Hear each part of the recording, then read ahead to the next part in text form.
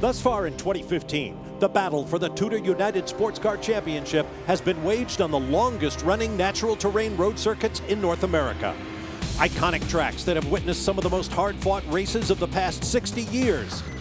10 weekends have produced impossibly close points races across 4 classes, topped by the Marquee Division Prototype, where just 2 points covers the top 3 teams, and Grand Touring Le Mans, where 3 straight victories have boosted Porsche to the class lead by a mere 5 points. With just 2 races remaining, the focus now shifts from the oldest tracks in the land to the newest, the Circuit of the Americas in Austin, Texas. Get ready for a true Wild West shootout, live as the eyes of the racing world are on the Lone Star Le Mans from Austin. Now in its 4th year as the home of World Championship Motorsports in America, Circuit of the Americas in Austin, Texas is the site of the 9th round of the 2015 TUDOR United SportsCar Championship. Welcome to the Lone Star Le Mans from Austin, Texas. Down on the track, you're watching live a poignant moment on the pace laps. There's the number 60 prototype from Michael Shank Racing running a solo lap ahead of the field in the hands of driver Oz Negri. The car bears a special livery in tribute to driver Justin Wilson, who raced for team owner Michael Shank on 14 occasions. This is the first series race since Wilson was killed in an IndyCar accident last month, but today is not a memorial. As Negri himself said this weekend, we celebrate Justin as a friend, as a teammate, and as a driver, and there's no better place to celebrate than the racetrack. We'll have more on the Wilson story a little bit later on in the show, but now it's time to turn our attention back to the sport he loved, racing. We have a very difficult situation here. Beautiful racetrack, but the one thing that cannot be controlled is the weather. Hi, everybody. I'm Bob Varsha with Calvin Fish and Justin Bell. We expect temperatures in the low 90s with very high humidity. In fact, some of the teams are planning extra driver changes just to try to keep their people fresh for this critical race, Calvin. Well, it's certainly going to be a factor here today, Bob, but one thing that has been hot all summer long is this prototype championship battle. Since their win at Mazda Raceway Laguna Seca, the number 90 car has held the lead. They had a 7-point lead going into Road America, but look at it now, it's down to 1 point. And here's the reason why. We had a restart Road America under an hour into this race. Look for the bright blue car in the middle of the pack, but look to the inside. Dane Cameron had a run on Christian Fittipaldi, his Action Express teammate. The end result was Richard Westbrook went for a spin, as did his points lead. The Action Express battle was intense. Gary, I'm not okay with that. Well, Dane Cameron may not have been okay with that. He was definitely okay with another victory for the number 31 Whelen Corvette. That throws them right into championship contention. You'd have to say, JB, with the championship on the line, the gloves are going to be off on all 4 classes here today. It's amazing, and I think we're definitely in for a fast and fantastic GTLM battle. When you look at the points, it is very close at the top of that field. But that isn't the real story, because Porsche are coming in here having won 3 in a row. But they've got pole here today, and you'd say, well, showing signs of dominance yet again. But you know what? It's the smallest margin we've seen yet. And I think that the BMWs, the Corvettes, they're going to be doing their best to reverse that ominous, dominant Porsche tide. Let's go down to our colleague Brian Till in the rather hot and sweaty pits. Yeah, thanks, Justin. You know, in Prototype Challenge, the championship this year has really been about speed versus consistency. And for championship leaders John Bennett and Colin Brown, they've had a little bit of both. It's what's won multiple championships for Core Autosport. What's their 2015 record? Well, 1 victory in every single finish inside the top 4. Only 5 points back, though, are Michael Gouache and Tom Kimber-Smith with 3 victories on the season, but also a couple of less than stellar performances. The speed is definitely there, but they need to find consistency in these last 2 races. Also fast and only 11 points out of the lead are RSR drivers Chris Cumming and Bruno Junqueira. Cumming earned his 2nd pole of the year yesterday, but they too have had races that they would rather forget. For more, here's Jamie Howe. Well, in GTD, Brian, Christina Nielsen is the sole point leader in her TRG Aston Martin. She's looking to become the first woman to win an international sports car title. But along with her co-driver, Kuno Whitmer, they have yet to win a race so far this season. But they've always been in contention consistently in the hunt with 5 podium finishes. Today, Christina will line up 4th. Starting in front of her on the grid, it's the most recent race winner, the number 63 Scuderia Ferrari of Bill Sweedler and Townsend Bell. They sit 2nd in the points, but are only 6 points back. And with that race win, they are riding a wave of momentum. The team on the offense today, though, is that number 48 from Paul Miller Racing. It's the duo of Dion von Moltke and Christopher Haase. Together, they led the bulk of the season in the point standings, but they've suffered a wave of misfortune. They're now third in the points, 8 points back, but this weekend they've been on points. Today, they start on pole.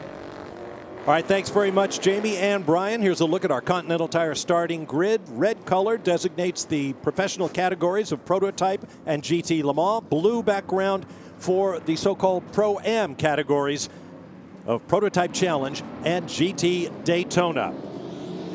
And with that, the field is gathered. The green flag waves. We're underway. Scott Pruitt running alongside Osnegri. Osnegri, a great jump there, but look at Pruitt. He goes to the inside. Look at Valiente from 6 on the grid. He makes a very bold move. Everyone runs wide. Valiente from 6 to the lead.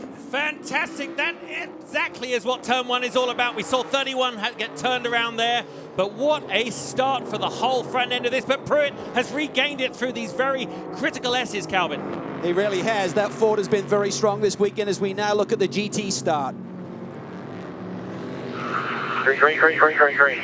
Oh, Werner did not get a good one. He's immediately sandwiched between a Corvette and the Porsche. And look at the Falcon Tire Porsche going to the inside as well. Porsche on Porsche going into turn 1. The Corvette's having a look around the outside. One of the BMWs goes very wide there. Yeah, that's John Edwards running wide there up into turn 1. The battle for the prototype lead is certainly heating up as well as Valiente puts the pressure on. Falcon tires, you can see they're really not sure about how their tires are going to perform in the heat here. They've had races where it's been great and not so great. By the look of it, they're having a great start out of the line. Well, Brilliant. A lot of this could be tire choice because in the GTLM class, it is open tire war. And I think that the Porsches went with certainly a very soft compound in qualifying that they have to start the race with. And of course, Falcon Tire, that's his whole own breed there as well. Keep in mind that 31 car that was spun up in turn 1 was the third place car in the Prototype Championship. Oh, tight there. Taylor over the curbs. He takes that position away from Valiente. Hardcore racing. The stakes are high, Bob. The stakes are very high because the championship is so close, but they're pushing as though it's a 5-lap race. The championship leader had problems in qualifying yesterday, Bob. They lost the fuel pumps. That's why they qualified down on the 3rd row. They've recovered nicely.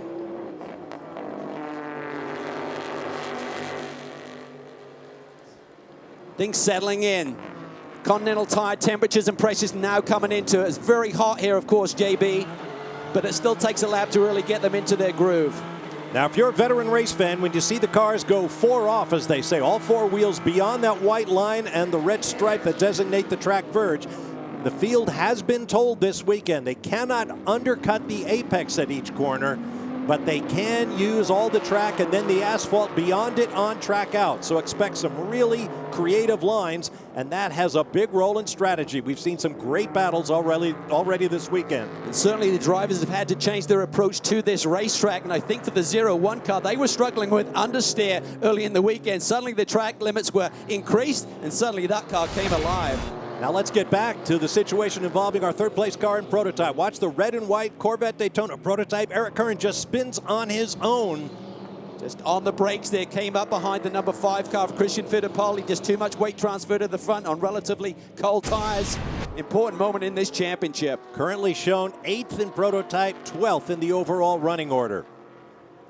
See these Porsches coming alive, Bob, and the BMW team believes that the Porsches ran a softer tire compound in qualifying. That will make it come alive in the early going here, JB. Yeah, but you're going to see them settle in. And Porsche, when I was talking with Jens earlier, you know, the Porsche Motorsport manager for the States, he was saying that they're just not, they know they can be really good over the long run. The fact the gap in qualifying was less than they've seen, they feel pretty confident over the course of a stint, over the course of a race. And, you know, obviously we're looking there, what a beautiful shot. You've got Porsches, then they've got the Corvettes, you know, and behind them the BMW. These are lust-worthy cars at their most excellent performance, and everybody wants to take the top spot, and Porsche is the big target right now. It's not a beautiful shot if you're a Corvette or a BMW fan, of course, because 1, 2, 3, and they have dominated things. 3 wins for the 911, a 4th win for Porsche back at Watkins Glen for the Falcon Tire Machine. They have been on a roll, which is really unheard of in a class as competitive as this one. On board the number 24 with John Edwards. 8th in class, 24th in the overall. Ferrari has really not been on the pace here this weekend. Edwards should be able to deal with this red Ferrari pretty easily. Big race for Giuseppe Risi and Risi Competizione. Oh, that was tight there. But as you can see, normally that would be a definite touch, but because the Ferrari was able to extend beyond the parameters of the racetrack, as per the mandate they got. You know, it's funny, isn't it? Teams and drivers don't hear what the officials say half the time, but they certainly heard that one. Yeah. That was loud and clear. As you can see here, John Edwards, look how much road he's using there. Dives to the inside for the brake zone for turn 20. I spoke with John Edwards at dinner last night, and he was very excited about the opportunity to go 4 off on track out there and create a line to undercut a rival ahead in the corner. Up the long hill to turn 1, on board the number 48 in the GT Daytona class. This is the Audi R8 LMS. Very much in the championship picture. Dion Van Molke claimed his 4th pole position of the championship season here yesterday, but look at the car right behind. That Ferrari has come alive, and so has Bill Squeedler. Tremendous performance at VIR the last round of the championship as he and Townsend Bell went on to claim a victory, their first of the year. If you're new to multi-class racing in the TUDOR United SportsCar Championship, yes, you see red Ferraris in both the GT Le Mans category and GT Daytona, as you do with Porsches. And there is the points leader. The point leader, Christina Nielsen, as Jamie said, really going to try and make history over the next 2 races if she can hold on to her solo points lead. And she has driven incredibly well. That car is running strong. It's you know, everybody in this series now, in this category, is doing their respective jobs very well. I think that's a kudos to the way. Oh! Almost a spin there for Patrick Lindsay coming off of turn 11. And Christina Nielsen hasn't been idle since the last round of our championships. She's running another series, had a win and a podium run, so the confidence is high right now. This beautiful Circuit of the Americas racetrack, great sidelines. You could see practically the entire 3.4 miles and all 20 turns, but it is baking in the Texas sunshine. We'll be back to Austin, Texas in a moment.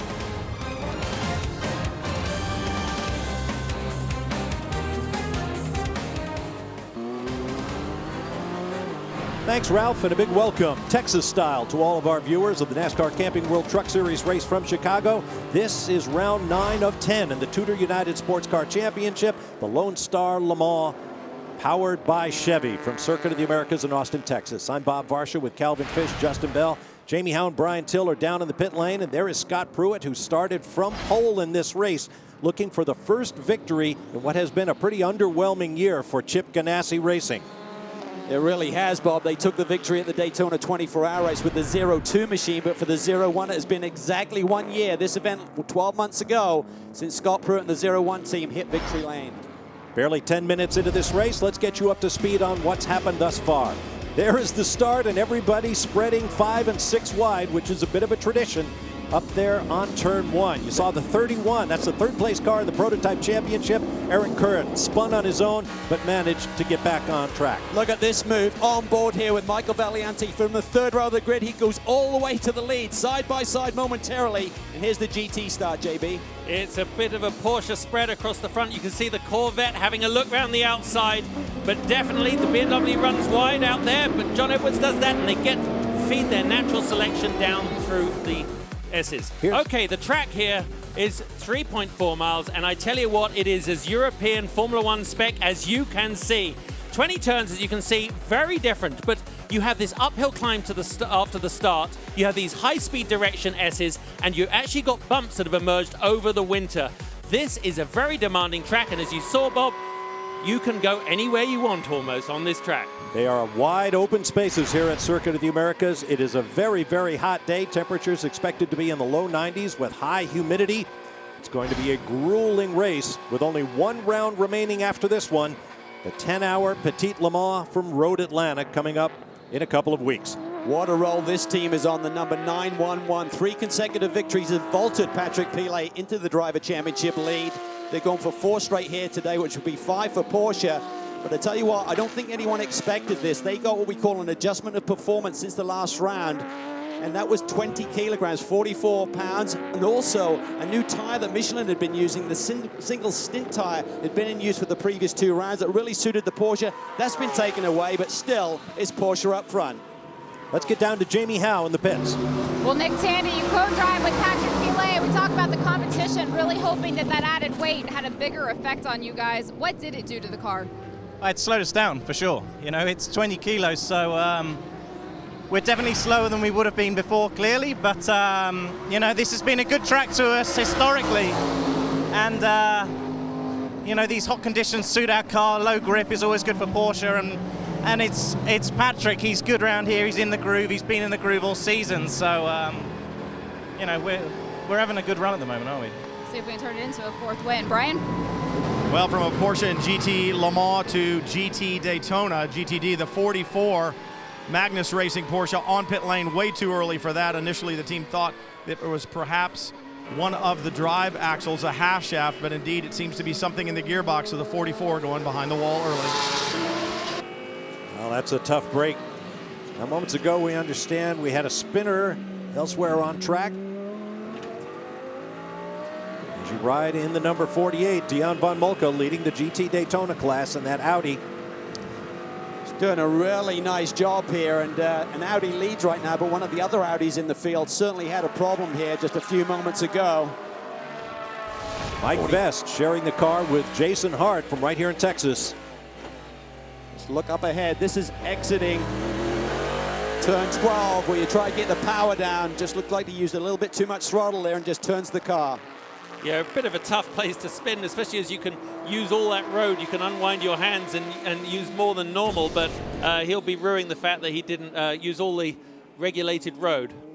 Well, that's a great point. I mean, this line with the drivers able to go 4 off on the track out from the corner, it calls for a very different driving style than you're used to when you come to a track like this, and some guys are taking longer to adjust to it. What happens as a racing driver is if there was a wall there, we'd drive right up against the wall. If there was a gravel trap, we'd drive up against the gravel trap. Last year we had AstroTurf there, which did start to pull up a little, as we know, but it definitely meant you didn't drive on it. Now they're saying you can go as far wide as you can, and it was really interesting. As long as you don't cut the apex curb inside with all 4 wheels, what you found was you saw these drivers exploring, changing their line of sight, and in fact, gaining 2, 3, 4 miles an hour through the corner, which then changes your braking points. The whole thing, Calvin, has had this knock-on effect, and you know, the drivers actually have embraced it. It's made it quicker. It certainly has, and drivers just love to go quicker, so I think it's going to be really interesting when we see some battles towards the end of this race. If you've got someone following someone, they'll start to explore those track limits even further to try and gain some lap time and maybe make a move.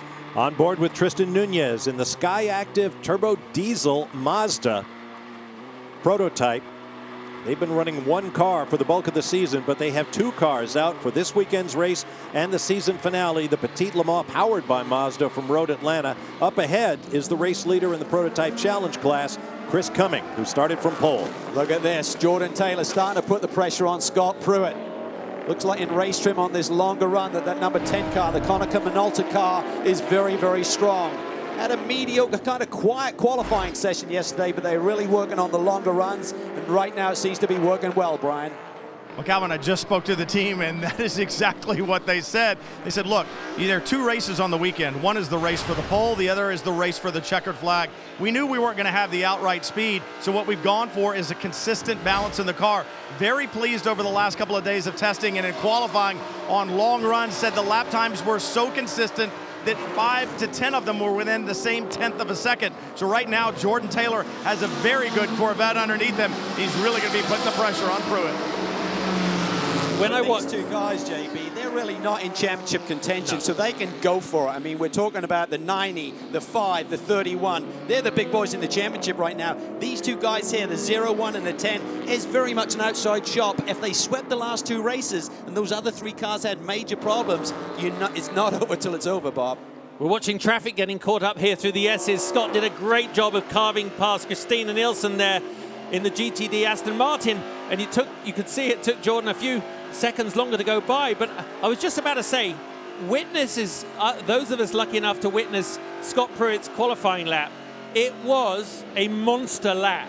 And it was ugly. I saw him this morning, and I said it was effective, but I thought your car was actually was handling horribly and looked slow.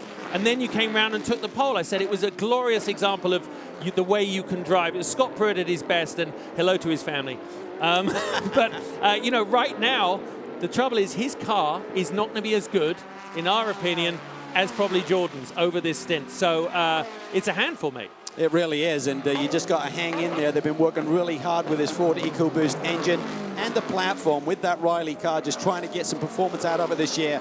Here we see the number 5 car starting to get a little bit closer to the 90 machine. The 31 car now in the 6th spot as Eric Curran tries to recover from that early spin. This tells you something about the speed of these prototypes relative to the other classes. Here we are coming up on 18 minutes into this race, already lapping slower traffic. Look at that. That was aggressive. That was very aggressive there. Yeah, well, we've seen that from Michael Valiente since the beginning of this race. You look at the start, that was magnificent. He took the blinking lead. And the team were looking for that. They wanted Michael at the beginning of the year to be more aggressive on these opening laps, on the starts, and that's exactly what he's done. He's taken that to perfection and really executed brilliantly in this second half of the championship. Ben Keating in the number 33 White Viper. They picked up a couple of wins this year. Jeroen Bleekemolen racing with him. But it's tough. As you're a GT driver, you're in a battle of your own, 2 classes of GT cars. The prototypes are faster. You've got to watch out for them as they come up in your mirrors. I mean, it is an all-day sucker. And in this Texas heat, it's going to be even tougher on these drivers. See there, Valiente wiggling a little bit on threshold braking up at the top of the hill into turn 1. Christian Fittipaldi car looks a little bit stronger right now. Well, aggression is the order of the day, as you may have intuited by this point. Here's another look at that contact between Valiente and Bill Sweedler in the red Ferrari. Stay with us.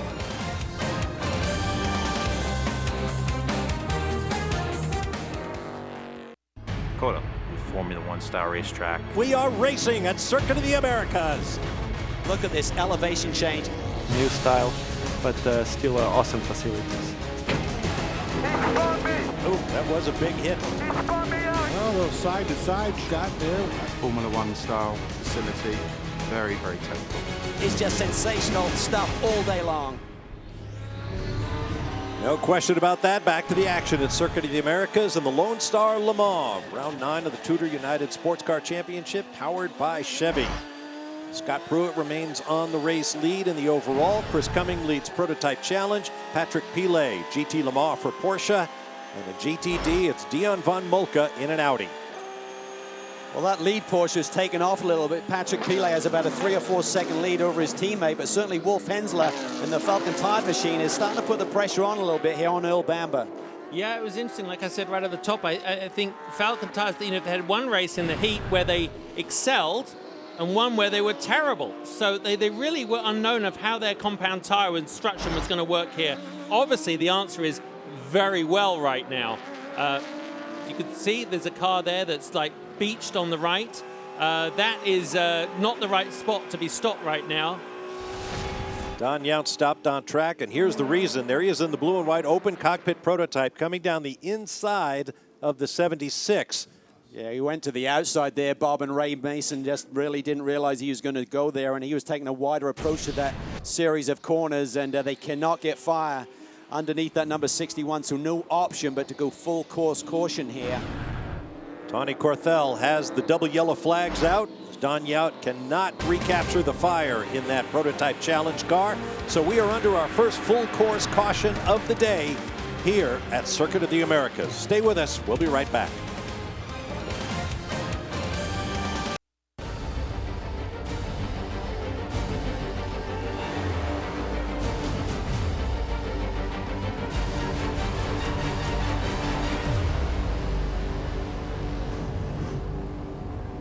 Welcome back to Circuit of the Americas in beautiful Austin, Texas, where the penultimate round of the TUDOR United SportsCar Championship continues to unfold. Good crowd of fans on hand, though it must be said, it is a brutally warm and humid day as you ride aboard the Porsche safety car. Under our first full course caution of the day, the pits will open, the prototype cars will pit, followed on their own lap by the GT machines. And then we'll go back to green. Remember, with the prototype machines, there's no minimum drive time, but the teams have to factor in how hot it is today. For someone to get in right now and finish the deal off, it would be a long, long stint. Remember, many of the teams are planning multiple driver changes, more than they normally would because of the weather conditions. Here's Jamie Howe. Well, unfortunately, Bob, I was listening in on the scanner of the number 25 BMW with Dirk Werner behind the wheel. He has a flat spot on the front left that he's been dealing with since the start of this race. He started second, but got all the way back to 5th place and is dealing with that. Bobby Rahal telling him there's no way we could pit. That was before the caution came out, so I expect to see them on pit lane this time also. Look at the middle of the pack there. You can see John Edwards actually start to light up one of the front tires there. That's why he took avoidance around the outside, so he didn't get a flat spot. Didn't see anything from Werner right there. Maybe it was later in the lap. And now the pits are open for prototypes. Pruitt stays out, I believe. To Brian. Jordan Taylor in the number 10, and it'll be 4 new Continental tires and fuel. Fuel won't take long because we haven't been on the racetrack that long. We talked about the balance here for the 10 team. This Corvette, great balance, and that's what they're looking for. I was talking to Ricky Taylor. He said, all we have to really do is worry about taking care of the rear tires. They're the ones that get punished here in the heat. Definitely split strategies right now, JB. Pruitt and Negri stay out, whereas the next cars, the 5, the 90, the 31, the championship contenders all hit pit lane, as does the number 10. Jordan's body language in the car there looked as though he were a little angry. Wonder what he was thinking of. Saw him reset fuel. Yeah, it's always hard. It could have been coming out. There could have been a slower car. So you could have been one of the other categories blocking him coming out of the pit lane, but We see 2 cars having a bit of an argument about who should be the where. 5. And Yeah. these are championship contenders. This is first and second in the championship. You can see Valiente as the number 3 with the leader light system on his car, so I would assume that that is correct in terms of the timing line leaving pit lane, but certainly Christian Fittipaldi doesn't think so. wow, you can easily cut a tire that way, guys. We're afraid to get out here on track. Come out. You beat him out, so get in front of him. Easier said than done. Get in front of him. Well, I think they need the officials to determine this little argument here so it doesn't get silly. Absolutely. Leader lights are those red illuminated numbers just behind the driver's cockpits. Red on the prototype cars, and they designate where you are in your class running order. You see the 3 on the 90 and the 4 on the 5. Yeah, that kind of contact, you know, the teams right now, they are beside themselves with There's their a touch drivers. there. I mean, like you said, it's so touched. easy to cut down a tire, and I wonder what Christian Fittipaldi's team is telling him. well, I think it's probably at this point down to the drivers determining who beat who out of pit lane. They're right behind the wheel. Certainly the 90 team believes that Valiente has the right to assume that 3rd position again, and maybe he was being told that. That's why he fought it so hard. Well, with 20 corners in a 3.47 mile track, there's a lot of turning and very little passing opportunity. Now there you see, Tough it to looks tell like from that angle, really tough. Look at the Valiente's 5 might have kind been of ahead. towards pit out, was accelerating. Now the 90 team were telling Michael that you beat him out, so they were right down there at the end of pit lane, but it's probably hard for them to tell from their vantage point as well.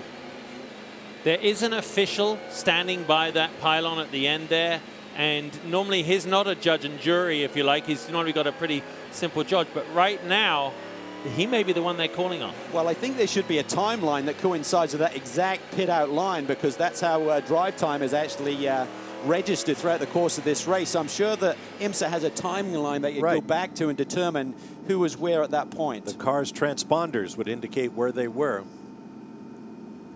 You saw Michael Valiente trying to redirect the air inside these tightly enclosed cockpits. There's Oz Negri. Oh, look at water pouring out of the chin of his helmet. That's not the way it's supposed to work. You know, and it's lucky it's under yellow because you've got time, it doesn't distract you, but that is really unfortunate for him. Well, the other problem is he wears glasses, so any of that gets up on top of those, it could certainly create some vision issues. Now the GT cars do their pitting. Here's the 48 coming in from the class lead. Been very much in championship contention all season long, but had that major crash at Lime Rock Park a couple of rounds ago and then an off at VIR. Falcon tire in, Brian.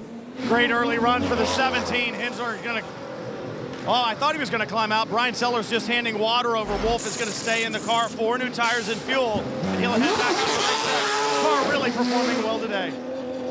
Also performing well are the 2 911 and 912 Porsches. We did just have a crew member, though, trip over the hose for the number 911. He got up and is okay. But those are costing a little seconds for the number 911. Number 912 right behind him. As they say, it's not how you fall down, it's how you get back up, and a great recovery job there by the crew member. Definitely. What a chaotic scene as the GT field makes its way back on track. That means the green flag is coming, so we'll take a break and return to Circuit of the Americas for more of the Lone Star Le Mans.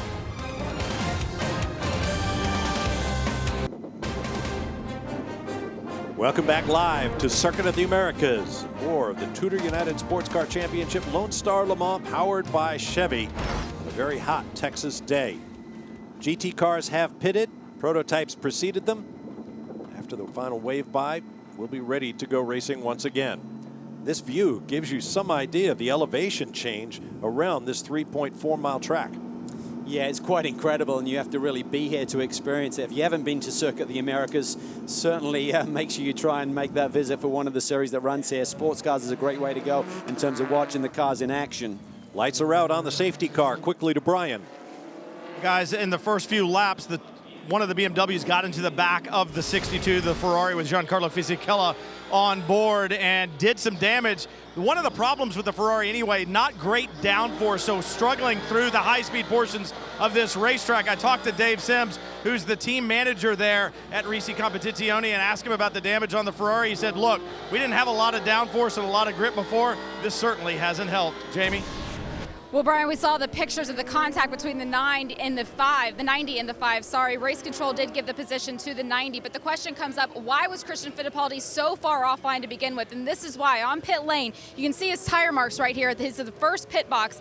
On the side of him, there's a transition lane. That's the slow lane on pit lane. And then there's the speed lane where you get up to pit lane speed. Problem is, they're the first pit box to exit. They didn't have time to get up to speed, so that put them offline. Then the contact ensued.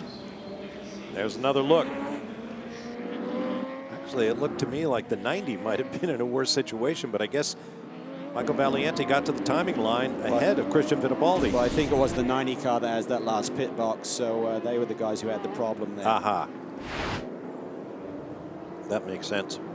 I just think they're lucky to both come out of that without a cut tire, because we've seen it. Yeah, well, we've seen it a lot, haven't we? We've seen that.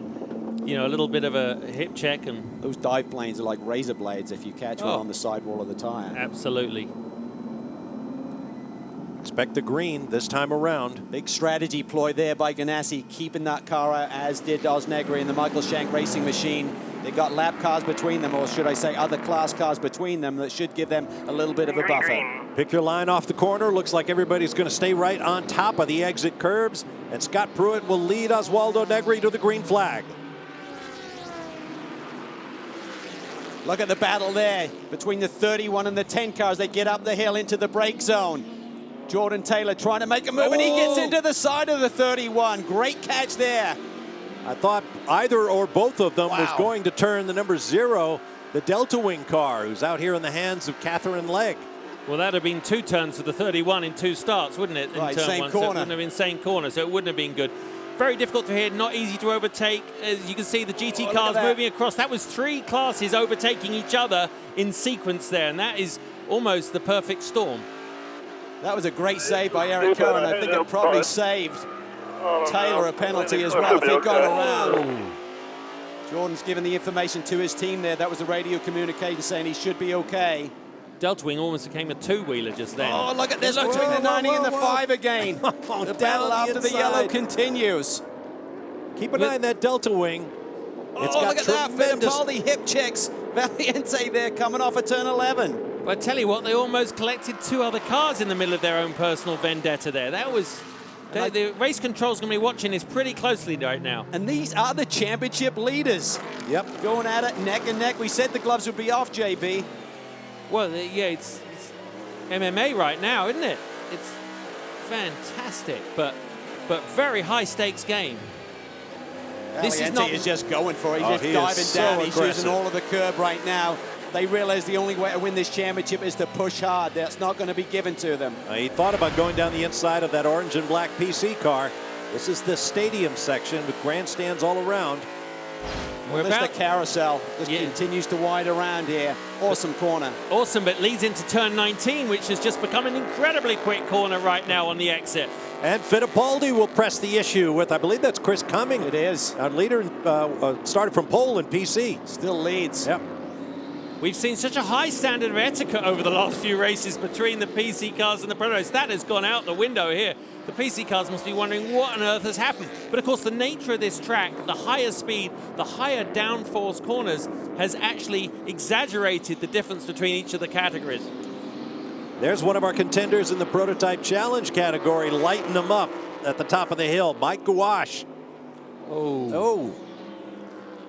Quick spin there in the middle of the pack. Back, roll the car back so we can get going again.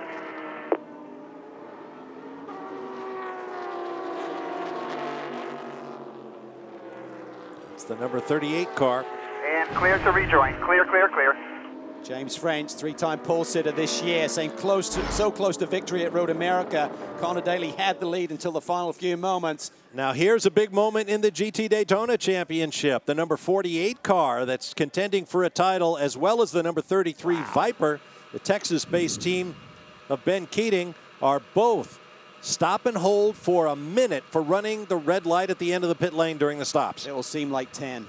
And I tell you what, body language says it all. They know it's a mistake. It really is the driver's call at the point. You hope the team will see it, but you're seeing the red light or not yourself. And accountability has to go in there. Poor, terrible, terrible penalty, though.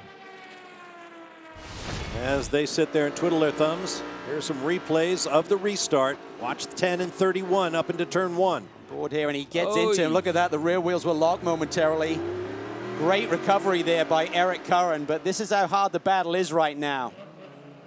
I mean, really, no. That is just, I mean, that exaggerates. Turn 1 allows for this. There's someone inside you and 3 cars outside you. So it's very hard to know your place in the order of things, especially when someone is really pushing in hard. 2 cars released there, the 48 and the 33, now back on track, but that is really going to hurt Paul Miller Racing's chance of this championship. Eric Curran and the 31 team must have a demon pit stop. Either that or they didn't take tires or something, because they leapfrogged around the 10 and the 90 who are on pit lane. So great job by those boys on pit lane. Yeah, remember they had that spin at the first turn of the first lap, and now they're shown in third. I mean, Jordan is running about 4/10 quicker than Eric over the course of the lap, but it's very hard to go by if a guy's that close. Jamie? You called it spot on, though, Calvin. That number 31 machine, they did not take tires on that pit stop, so that's how they gained those positions. Yeah, and that's going to be great for track position, but certainly the number 10 cars should be a little bit better in the longer stint here. So Eric's going to have to just hang on here. Championship on the line, you got to dig deep. Let's have a look back at the GT battle. It's an intra-team battle. The 2 factory Porsches, the 911 and the 912. They do not have the lead, however. John Edwards did not pit during that pit, so we see someone logging up there in the background down into the turn 11 brake zone. So Edwards leads in the 24 BMW by not taking a pit stop there. So he's going to be a little bit short on fuel here in the next 15, 20 minutes or so. There are the 2 Porsches through turn 11 at the top of the longest straightaway, which turns slightly and, as you can see, rises and falls. Pele on double duty here this weekend, so I'm curious to know what the driver exchange will be. You would think by starting him, they're not going to do the double shuffle because he'll finish the race, then have to start the WC round in a few hours' time. So maybe Tandy's going to do a double here to finish off in the 911. I know we've just come back from a restart, but we're not seeing the spread that we have seen in previous races. They normally by now have checked out, and I think it's very telling that the Corvette is this close to the Falcon Porsche, who is that close to the factory cars. And we're seeing this, the balance of performance, adjustment performance is getting more in favor of the other cars. You heard Nick Tandy talk about it, but they're still bloody quick round here. And over this run, it'll be interesting to see. We didn't get that opportunity because of the yellow flag. But there's two things that went on. There was the adjustment of performance with the increased weight on the Porsche, and again, Michelin had that demon tire, the single stint tire. It really seemed to suit the rear engine Porsches and the Ferrari. It was like class A and B there for a couple of rounds, Justin, between the Porsches, the Ferrari being strong, the BMWs and the Corvette with the front engines not as quick and as well suited to that tire. You saw the two Corvettes running nose to tail. There they are, numbers 3 and 4, Antonio Garcia and Tommy Milner.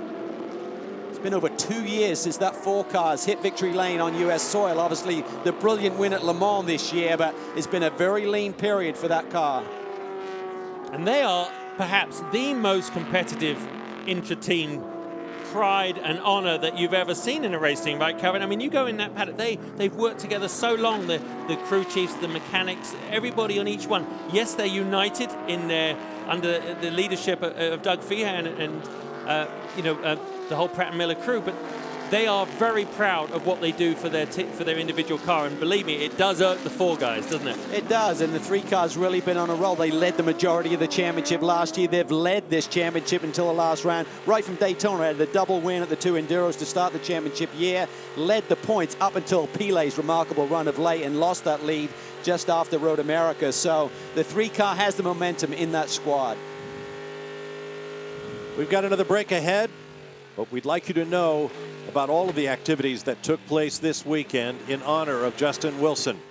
Back in 2012, Wilson was on the driving team with regular full-season drivers Oz Negri, John Pugh, and NASCAR star A.J. Allmendinger as they won the crown jewel of what is now the TUDOR United SportsCar Championship, the Rolex 24 at Daytona.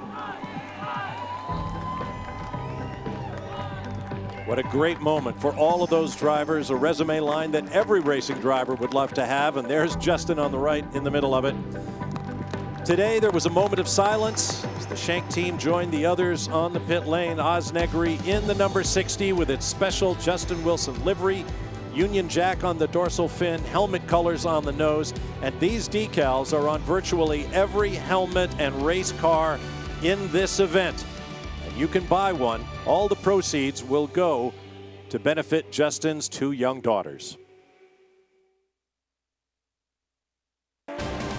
Back live at Circuit of the Americas on a hot, humid Texas day. This is the TUDOR United SportsCar Championship Lone Star Le Mans powered by Chevy. Picking up the action of the GT Daytona class. There's the driver championship leader. Seen some dominoes fall here, Bob. We just passed the 50-minute mark. The reason that that's significant is that is the minimum drive time for the silver bronze drivers, the Pro-Am drivers in the GTD class. We saw Bill Sweedler literally at 50 minutes and about 10 seconds got the call, hit pit lane, Bill. The reason you do that is if you get a yellow, you are really in a great position there because everyone else has got to wait for pit lane to open. So that is a great call for those guys, and we expect Kevin Buckler and the TRG group to do the same call here shortly on Christina Nielsen. And when she gets out, she'll be replaced by the reigning GTLM class driver champion, Kuno Whitmer of Canada. When you consider that Christina Nielsen is the current point leader, it's actually pretty remarkable given the amount of experience that she had coming into the championship this season. In 2014, she only ran 4 races. She did the TPNAC. She finished 17th in that championship, so not a whole lot of success. Prior to that, she competed in Petit Le Mans, the GTC category, back in 2013. So then coming into 2015, she said, I just want to gain experience. Being in a position to win a championship right now is not something that she ever expected, and they've decided to hit pit road right now. Brian? 007 drives by down here at the Park Place pits. Spencer Bumpelli, I'm watching a lot of other GTD cars come to pit lane. You guys are staying out right now. Different strategy. How good is Patrick going to be in the car after this long opening stint? It's brutal. Obviously, Patrick's a fantastic driver, but it is really tough. It's hot as can be today, and it's hard on everything, every bit of the car, the tires, but especially the driver. I think he's going to do okay, though. I mean, he's ready for this. We talked about him maybe having to do a longer stint, and this is really close to Park Place Porsche in Dallas, Texas. We got a lot of their employees here supporting us, a lot of their customers, so this is one of the ones we really want to do well at and win, so I know Patrick's going to dig deep and he'll be fine. Digging deep for sure, and they've taken over the lead with these pit stops for the other GTD cars. Thanks, Brian. They talked about how hot it is. Wow, long time here for that Aston Martin to come to life here. Kuno Whitmer, I'm not sure if he's finishing off his belts or whatever, but couldn't get life into that Aston Martin engine immediately. He won here last year in GTLM. Here's a look at our WeatherTech.com weather update. 91 degrees now, 65% humidity, and a very, very light breeze. Not much to help alleviate the mugginess here at the racetrack. The number 22 WeatherTech Porsche is in and out. It was a good opening stint by Cooper McNeil, actually. He had a nice solid run. I'm not sure if he's still in the car, Calvin. Yeah, timing and scoring is showing that no, it's just switched now over the timeline. So Lee Keen is now in there, which you would expect for the pro guy to take it to the finish here. But it's certainly going to be a long run for these guys. Hour and 45, and this comes out the strategy. You got to play the game here. Looking at Spencer Pumpelly and Patrick Lindsay. Lindsay had pitted on lap 13 when we had that caution, Bob. So they're going to try and run that full fuel load out before they put Spencer in. I'm thinking of Kuno Whitmer and his late getaway from the TRG AMR pits. I wonder, sometimes in hot weather, cars are a little bit difficult to restart. You think that might have been a part of it? Yeah, well, you don't have to shut the engines off now in the championship, so maybe it had shut down. And he but said, if it does go off. Yeah, for sure. It's the most vulnerable moment for these cars, and especially in these when we see these races in Petit Le Mans, which is so long, coming up in a few weeks. It's the most vulnerable moment when they're in the pits. I've got to say that Mario Farnbacher has actually been running about a second and a half quicker than nearly anyone else in his class for the last 3 laps. So he's on a bit of a tear. He's got stopped a little bit behind Patrick Lindsay right now, but we'll watch this because I think he's got the pace to go by. And just to put a period on that pit stop for Kuno Whitmer, he was in the car still getting his belts fastened. It did not need a full fuel load because the tank wasn't empty, so the pit stop was quicker than what it normally would be when they're doing the driver change. So it didn't actually take any longer than normal. It just took longer than what they needed.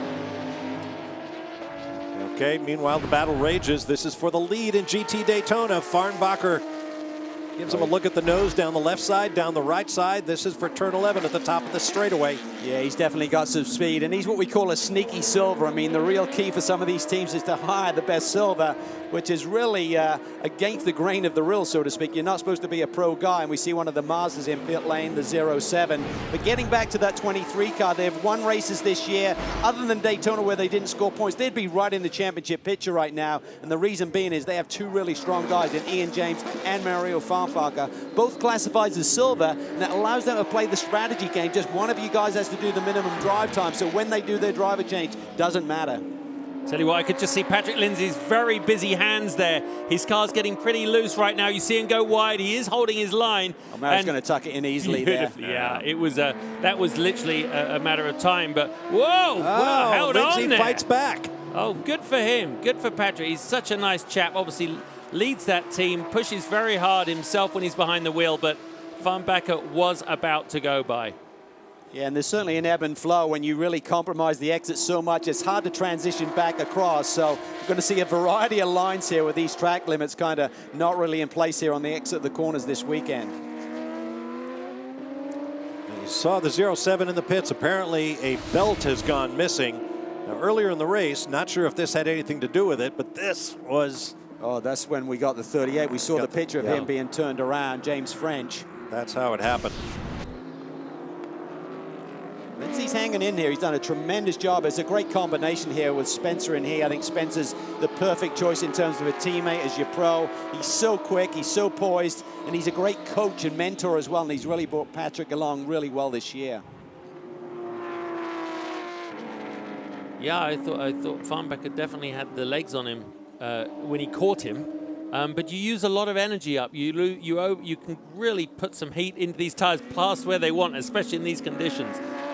So we're seeing the penalty of that, I think, for Mario. As these drivers battle, you got to be a little bit careful. They're using the curb as much as they can, but in 11 of the 20 turns on this track, as you saw on our Ford track map earlier, there's an extra bit of curbing. You see that little orange colored piece of concrete behind the red and white striped apex curbing. Those are much taller curbs, like speed bumps really, and you don't want to hit one of those. Michael Marcel here having a great run in the Turner Motorsport Z4 BMW. He's up in the 3rd spot right now. Had that great victory with Dane Cameron at the Lime Rock Park round. And Michael's really performed really well this weekend. Speaking to the team, they said, yeah, he's sneaking up on it. And right now, come the race, he's laying down some really nice lap times. Yeah, he can see the prototype. The leaders coming up behind, oh, actually not the leaders, but certainly the leading battle, if you like. These two have been at it hammer and tongs. It's been a fierce battle as well. I'm not sure they're going to be buying each other beers tonight. I was thinking the exact same thing. But you can never judge a book by its cover, can you? If you sat next to Michael Valiente on a plane, you'd think, what a nice librarian. What a nice bloke. Or maybe he's an artist or something. Wrong. Well, you got the first couple of letters right. All I know is that he is surely aggressive behind the car. Yeah. Behind the wheel of a car, isn't he? Boy, oh boy. He's holding his own here. And Christian, I bet there's some good old Portuguese going on, or Brazilian. No, Portuguese. You were right the first time. Going on. Tell you what is always impressive is Eric Carney sits in the third spot of the 3 guys who are in the championship mix, or the 3 cars, the 31, the 90, and the 5. He's done a great job sitting in the third spot. Is that the 38 car again? 38 again. Oh, around goes the 38 again.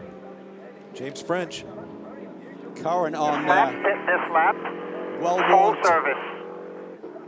Going to bring him in and just going to get back to the current situation. He's on well-worn tires at this stage and holding a really good pace. Great recovery after that spin early in the going. The prototype challenge cars, if you're not familiar with the Tudor class structure, are identical chassis built by the Orica firm in France.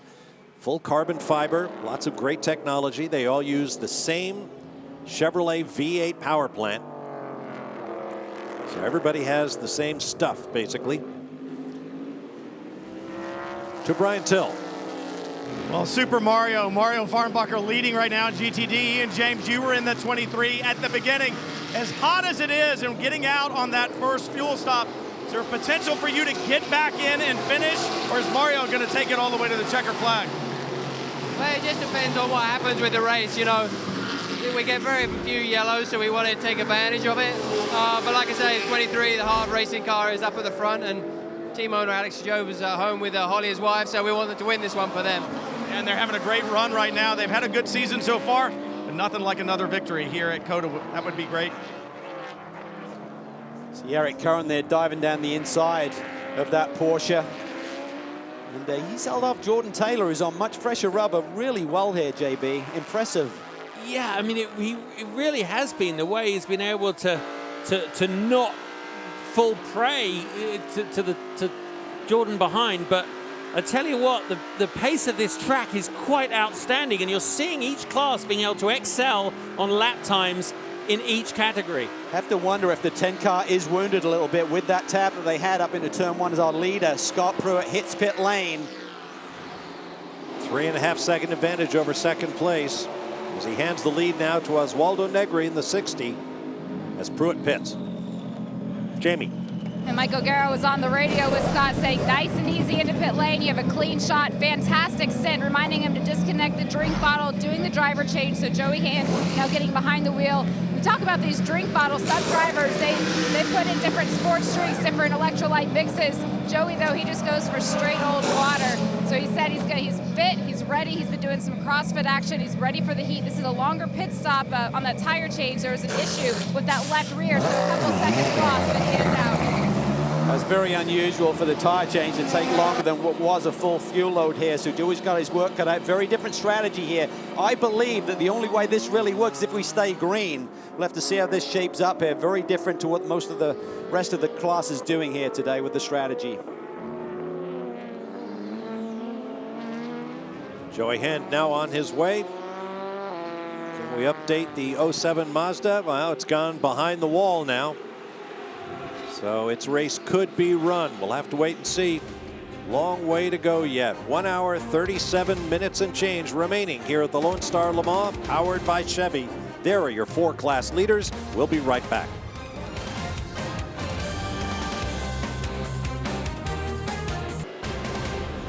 Back at Circuit of the Americas in the Lone Star Le Mans, powered by Chevy. You ride on the second place Konica Minolta Corvette Daytona prototype. In the hands of Jordan Taylor. Up ahead, race leader Eric Curran.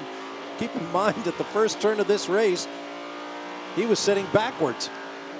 And also to reiterate, he did not take Continental tires on that pit stop, just took fuel. So this is a tremendous performance by Eric Curran. And As they sit right now, that would give them the championship lead for the 31 Whelen Corvette. Dane Cameron's going to finish off the job here today, but amongst the guys who are on the same strategy, this is real. So I think things really have to work out for the 0-1 and certainly the 60 who had problems when they tried to get off pit lane when they just did their pit stops, as we're on board now with John Pugh. Tough pit stop. Agonizingly long for the Michael Shank crew. Here is John getting in. And listen. Go, go, go, go, go, go, go, go. Come on, go, go. Come on, go, go. Go, go, go. Go, go, go. Come on, go, John. Go, go, go, go. Come on. Oh, that was great. You know what? That just shows the passion that extends all the way through every one of these teams. That was Michael Shank, I guess, on the radio, wasn't it, calling it then and getting, like, he's like, John, come on, we did our job. You can hear the drain in his voice with each go, go, go, got lower and lower. Like, come on, man, we worked hard, but... That's tough. You see the leader light showing at 8th in class. On board with him now. Oh, hey. What was that all about? The number 4 Corvette. Well, the 60 car would have been getting up to speed, and that was very bizarre there. Tommy Milner behind the wheel of that Corvette went to the inside, I assume, as John was just getting tire temperature up. That was a big whack there. Hopefully that wasn't in retaliation of a frustration by something that happened earlier. Woof. Brian. Osnegre down here just behind the Michael Shank pit, and different strategy for you guys this weekend. Is it going to pay off, especially in this heat? We saw that longer pit stop. I know it was longer than you guys wanted. Yeah, I hope it pays off. Our car is extremely hot. We don't have cool suits, neither helmet blower, so, you know, instead of taking the risk, we opted to, you know, try a different strategy. And let's see how it goes. The car's okay. At the end of the run, I had much better pace the 01. I was catching him on the last 3-4 laps. I was able to go a lap longer than him on a tank of fuel. So, you know, let's see at the end of the race how it plays out. Talk about how it plays out. The way this race started was with you doing a ceremonial lap in memory of Justin. How special was that for you, him being a part of this team and a good friend of yours? Well, obviously I feel honored, not that it's special to me. This is a celebration for Justin as a friend, as a teammate, as a race car driver, and I'm just honored to be part of it, and I'm honored to have known the guy and have him as my teammate, and you know, in the best race of my life so far. That'll be interesting. Remember, Negre will be back in the car at the end. How special would it be to bring that 60 home with a victory here at COTA with Justin Wilson stickers on the car? Well, it certainly would be great, Brian, but it's really been a tough few weeks in our sport. We also lost another member of the racing community just last weekend, unfortunately in a tragic accident in Italy. Don Bagoon was the owner of Performance Friction Brakes, a company that has been part and parcel of wins and championships for the teams in this IMSA paddock, and I knew Don really well. He's a great man, a fierce competitor. And he had a real passion for the spirit and the products that he delivered. So our condolences and thoughts are right now with his wife, Marianne, his beautiful daughters, Nina and Ariel. He'll be sorely missed by myself and everyone in the racing paddock. Amen to that. Meanwhile, I think you heard Jordan Taylor saying, I really don't like this guy up ahead, meaning Eric Curran. I tell you what, I've been coming to this track since before it was built, and I'm noticing there are some of that sort of washboard effect in the racing track. Very bumpy in the braking areas for turn 11, turn 12, coming up at the end of this straightaway. Not sure what Sebastian Vettel and Lewis Hamilton are going to think of that. Well, no, I think you're going to find the FIA iron comes out before then. No, but it really has it. You know, don't forget, all tracks, the winters, the heat of this place. I mean, the difference in temperature. Basically, it has changed. The topography has changed, and the drivers are really feeling it. These prototypes are leaping around. I certainly heard that radio communication between Jordan Taylor and his team saying, I really don't like this guy, and this battle has been intense, and Eric Curran's doing everything he can. There's a championship on the line, Jordan Taylor. You would be doing the same thing, but you can see here, down into turn 15, dives to the inside. Curran comes back at him and just holds it down. With those track limits, you can be way out there. Yeah, Jordan's like, that little wipe there is probably what he didn't like. Probably thought he was forced out there again. And Jordan's a real clean driver, and he doesn't want to really have an effect on a championship contender right now. Tough position to be in.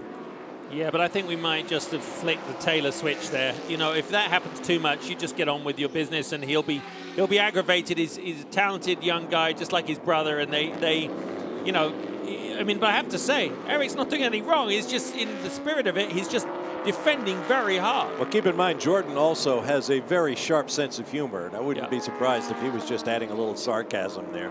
I'm getting tired of this battle, is what he's saying.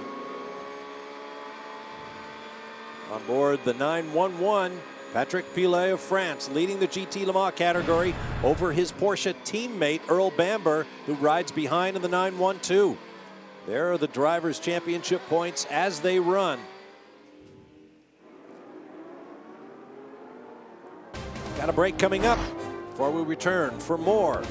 Less than an hour and a half remaining here in round 9 of the TUDOR United SportsCar Championship from Texas.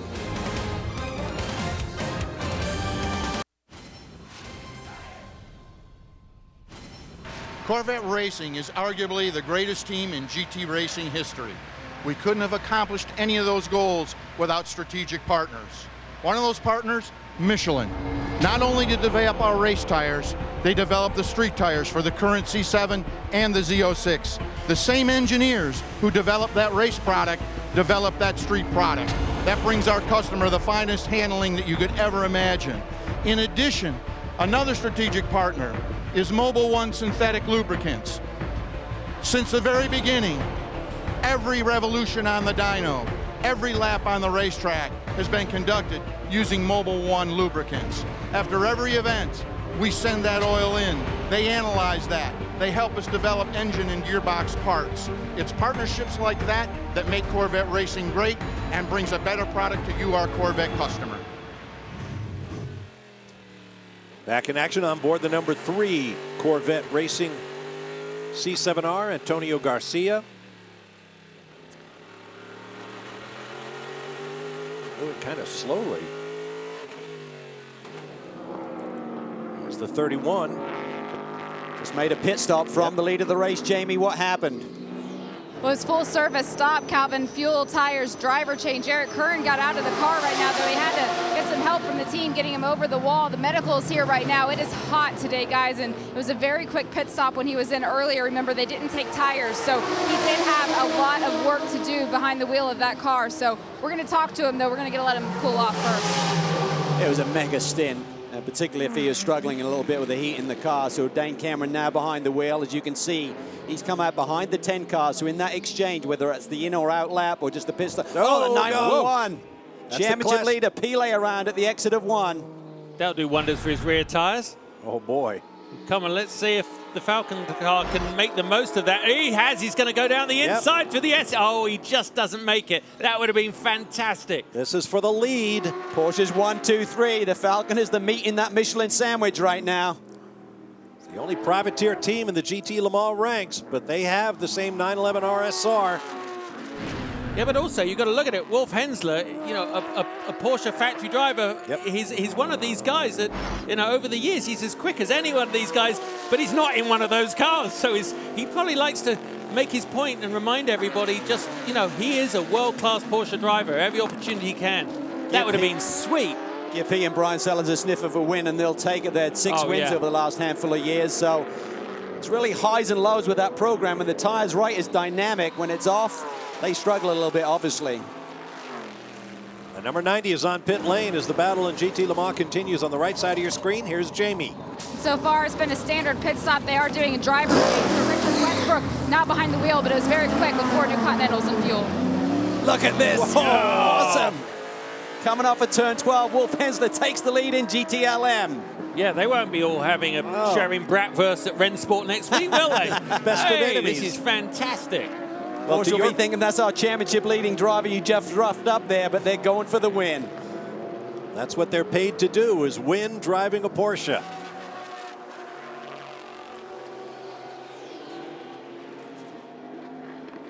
Here at the spin with the 911 was maybe contact with the 60 of John Pugh, the Mike Shank Racing Ligier. Oh, look at this. P-Lane dives to the inside for 20. He's going to wash him out really wide. Where is Bamber? Can he take advantage and get a run on these two guys? That is the new classic turn 19 whole shot into turn 20 that we've seen all weekend in the racing here. I think that was a message there from P-Lane, like, you rough me up, mate, I'm going to really wash you out here. But look at Bamber there. He's trying to take advantage, but he's probably entertained right now by this battle. Oh, man, Wolf Hensler was in low Earth orbit there. He was so far off in 20. Patrick P-Lane needed to get Siri out to find where he was on the track a minute ago. This is fantastic stuff. Yeah. I tell you what, Earl Bamber is going to capitalize on this at some point in this lap. Fantastic stuff. There might be contact with John Pugh in the 60 and the 911 Porsche, and apparently the stewards agree Pugh is going to get a drive-through penalty for that. Yeah, right in the middle of the apex area there, so the day has gone from bad to worse for the 60 car. Great qualifying run, good early run for Oz, but that was a little ugly. Here's my take on it. Saw John this morning, saw them both at breakfast. What they're going to be doing. Oh, look, the 5 car has just come into the pits. Strategy starting to play out. This should rotate Joey Hand to the lead and the point. He laid down a fast lap, almost a second quicker than anyone else in this race right now. So that Ford has a lot of pace. We've got to wait and see how the strategy plays out. Everyone's going to need one more stop. The Hand pit stop will be for a full fuel load. These guys, not so much. Well, before heading for the pit lane, they were the leader at halfway. There's the 90 car, and he's going to be on hot tires, so this is going to be good as Westbrook gets up to speed here. See if he can chase down Joao Barbosa. Watch him come. Temperature in the Continentals. They're not in 5 car right now ahead of him. You can see he could hold tighter on those apexes, carry a little bit more speed through the direction check. Oh, what has happened more here? More contact and more spinners. Oh, look at that. That is the number 8. That's Renger van der Zande. That's Dane Cameron, we believe. Yep. Wow. The 31 Wayland Team Fox Corvette. Two of the more aggressive drivers in this championship, Dane Cameron and Renger van der Zande, obviously had a disagreement there. I think that's run maybe down into turn 11. That might have been the issue with that heat soak, getting the engine to refire when it's hot. Don't see any immediate, is it damage on the right side possibly? See as he finishes the climb here. Yeah, there's damage right there. Front. I think he probably went to the inside there through turn 10 and got pinched, I would guess, looking at the contact and the result. Tell you what, that car, in between chaos, this car runs fast, doesn't it? We're catching the 10 on board here, and we can see the action up in front. Cameron had got around the 10, then he jumps over the curb there, and that launches him into Renger. Just ate too much of the curb, possibly. Tell you, Ricky was lucky to get through that. So was the Corvette. Yeah. Whoa, that's a high-speed piece of action there. I thought van der Zande in the 8 was coming back across the track there. Yeah. Everything okay, Dane?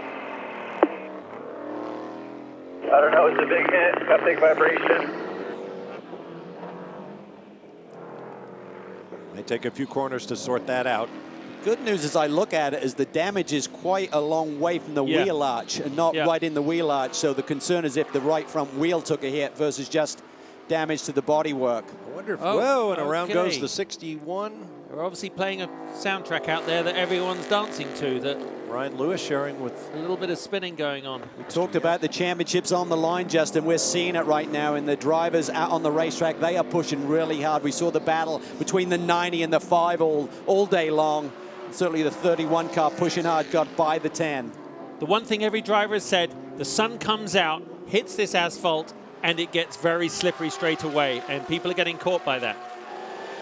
Now we understand the 31, Dane Cameron, will get a drive-through for that contact. I thought maybe he came off the ground over the curb and was really kind of helpless when he got into the back of the 8. Yeah, but this the race director's going to look at that, and it's like Dane chose to do it, so that's a tough one. You're right in the mix there, potentially leading the championship here tonight. That's going to cost him 30 seconds, the pit lane delta, just coming down pit lane at the correct speed. Top of your screen, here's another look. Cameron following in the 31. Yeah, and he did definitely came off the ground. But as you pointed out, Calvin, race control has said if you're in the bigger, more powerful car, you have to use extra care when passing the slower cars. Great shot from the onboard there with Ricky. Look at that Boom. He was trying to get a run to be able to out-brake Ringer down into the brake zone, but he just ate too much of the curb, and maybe he hadn't been there before, just used a bit more curb than he'd used previously, and suddenly it just flung him across the road, and he certainly lost traction. Yep. Yeah, that's for sure. Or hit one of those orange super bumps I mentioned earlier. Tell you what, you've got to give full credit here. Wolf Hensler is hard right up behind Patrick Pilet. This is great GTLM racing. We said at the beginning, could the Porsche juggernaut be stopped? Well, intra-Porsche juggernaut right now. You could stop the team, you may not stop the brand. Oh, look at this full caution. If 31 car had hit pit lane and served that penalty, they would have been in great shape. I don't think they did in time. No, I don't think so either. Second full course caution. And that's the reason. The 61 has not been able to refire and continue on his way. The 0-1 in the hands of Joey Hand. Lead. We'll be back to Austin.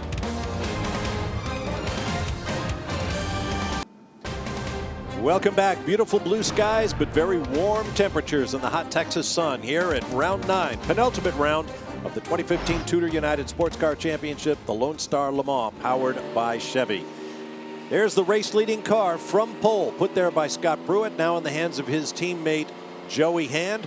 And Joey is the subject of our latest edition of the Continental Tire For What You Do feature. Joey is a guy who told us about his start in racing and his worst racing nightmare. My name's Joey Hand. I'm from Sacramento, California. My dad raced just local races, local dirt tracks.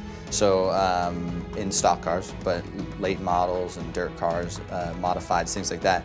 And yeah, I started my first race when I was 2 years old. But I started playing baseball at a young age, I think like 8 years old. For me, at that point, I thought, well, I'm going to play baseball. And I loved baseball, but I never have not loved racing. I love my job. I love racing every day. I still love racing. There's no regrets on the choice I made. That's for sure. That being late for the start of the race, that's my dream or my nightmare or whatever, and it just can't happen fast enough. It's crazy. Dreams don't make sense, right? Let's just be clear. Dreams don't make sense. But I'm in my underwear, and I cannot get my clothes on fast. Like, I get to the track, who knows why I drove to the track in my underwear. The grids, you hear the cars fire up, your helmet won't tie, you've got it tied in a knot. It's just a total catastrophe trying to get ready. Oh, we've all been there. Sometimes I wake up in the middle of the night thinking, oh, I didn't study for the test. And then that wonderful realization dawns on me that I'm not in school anymore. Justin was thinking the same thing yesterday when we were faxing the equipment, mate, right? Yeah. Yeah, well, I was actually in my underwear at the track. I've actually it was hot enough. My first Le Mans with my dad in the 962 88 Porsche at Le Mans, 1992. My nightmare on the Friday night before was that I was in the motorhome. It was during my break, and I think I'm going to go in the pits and just check it out. I'm wearing a purple dressing gown and pink fluffy slippers in my dream. And I go into the pits, and the cars just come up on the jacks. All the door opens, the mechanics turn around and go, "You're in." And you know what? I hardly slept or closed my eyes the whole of the next 24 hours. Anyway, that's a little too intimate. I won't share that with you again. You still have the fluffy slippers. I still have the slippers, mate. Yeah. They're real. Okay, a little bit of a reset here. Joey Hand leads. He's got 6 laps less fuel on board than Ricky Taylor, who's running the number 10 car in the second spot. Westy has recovered nicely. He sits there in third. Barbosa in fourth. Dane Cameron in fifth. But he still has to serve that penalty for the contact with the number 8. So that's going to cost him 30 seconds. He's going to really need another reset, I think, another caution after he served the penalty here to get back in the game. So how do you feel, Calvin, about the fact, because we've been, basically our conjecture was that the 0-1 call wasn't a good one earlier when they stayed out. But right now they're back at the top of the field on equal footing with everybody, right? Other than they're going to have to take more fuel when they come in. Yeah, I mean, that's the whole thing. Joey's got less fuel on board, but all of the leaders are going to have to make another pit stop. It's just, if it's tight and Joey hasn't gapped the field enough, suddenly it's going to be important. He'll be on pit lane a few seconds longer to get more fuel on board to get him to the finish than the other front runners in the class. So if you're watching this race and you're watching the timing and scoring, follow that, because that is going to be really that gap that he pulls out or doesn't will be the determining factor. Pit lane is open for prototypes. Brian? The 6-0 was just in. A little bit of damage to the right front where John Pugh had that contact with the GTLM leader. Oz Negre takes back over the 60. He'll take it all the way to the checkered flag. 31 car is in pit lane as well, so I think they just did a full service, but again, cannot serve a penalty under caution. They got to wait for green. And that will just add to their woes, with the championship clincher growing ever closer. Well, as Calvin said earlier, if you've never been to Circuit of the Americas, recognize that face, you definitely need to have it on your list. This place is amazing. We'll talk about Juan Pablo Montoya when we return. Welcome back. GT Field finishing up its pit stops. A little under 1 hour and 5 minutes remaining here in the Lone Star Le Mans, powered by Chevy. Let's get you caught up on what's happened thus far with a Chevy race break. In very hot, humid conditions, race got off to a fender-banging start. Eric Kern spun the number 31 title contending Whelen Team Fox Corvette Daytona prototype. Put in a storming drive, though. Then we saw a little bit of argy-bargy coming off pit lane between Michael Valiente and the championship leading number 90 and Christian Fittipaldi, and the argument continued for a while, JB. Yeah, they were lucky to get away with it, and I'm sure it caused their team some great angst, but it sorted itself out, kind of, because they fought all the way through. But the 31 wasn't finished with some trouble. He kept getting tapped all the way through the opening stint of this race, and both those cars lucky to get away with that. Look at this, the 5 and 90 battle will not go away. This is coming off turn 11 as they try and scramble for traction there off that low speed turn. And they are still nose to tail in the running order. More action up in turn 1, which has been Calamity Corner pretty much through the race thus far. 07 getting into the 38 of James French. And then we see a little bit of contact there between two different classes. And again, GTLM versus GTD. This was a big move by Eric Kern, gets really wide on the entry to 15, but responds, gets back down the inside of Jordan Taylor, and Jordan Taylor said, I don't like that guy much. But these are two people that are supposed to like each other, Bob. It was amazing work here. Wolf Henser really giving a lot of pressure on the leading and actually very dominant 911 Porsche. No, and this was a big one. This hit as Dane Cameron got a little air over a curb, got into the back of Renger van de Zande in the Star Works prototype challenge car, and the 31 will serve a penalty as a result. Look at this, lights are out on the pace car. You see Joey Hand there just trying to clean off those Continental tires, try and generate some tire temperature here. He's going to feel the heat from behind with Ricky Taylor, so he needs to time this perfectly. He's going to feel the heat from within too. These guys need it to go green. It's very tough and demanding as a driver in the cockpit behind the yellow flag, behind the pace car. A long string of GTLM cars pit, but notably the number 4 did not take tires. They got to the lead. And with that, we go back to green flag racing with 1 hour, 1 minute, 58 seconds remaining. Hard to defend here up into turn 1. Joey takes the middle of the road. Ricky goes high, going to try and cut back down. I don't think he'll be able to do it. Yeah, but this section they're entering into now is more like threading the needle. He's going to have to follow on behind, but Joey is motivated. He is motivated. They're looking for their first win of the season, and he's had a lot of speed. His fastest lap, nearly a second up on the rest of the field. That start was so crucial, though, to hang on to the lead through turn 1. I went down there yesterday afternoon and stood by the fence at the S's and watched these prototype cars come through at just breathtaking speeds. They changed direction beautifully. Ricky's dealing with some understeer there, Calvin. You can see he was not able to hold the line on the apex as well as Joey. That's probably his front tires getting up to speed, and Joey is manipulating his car very well. There we see the championship contenders right there. The 90 car holding down the perfect position there, ahead of the guys who are chasing them in the championship.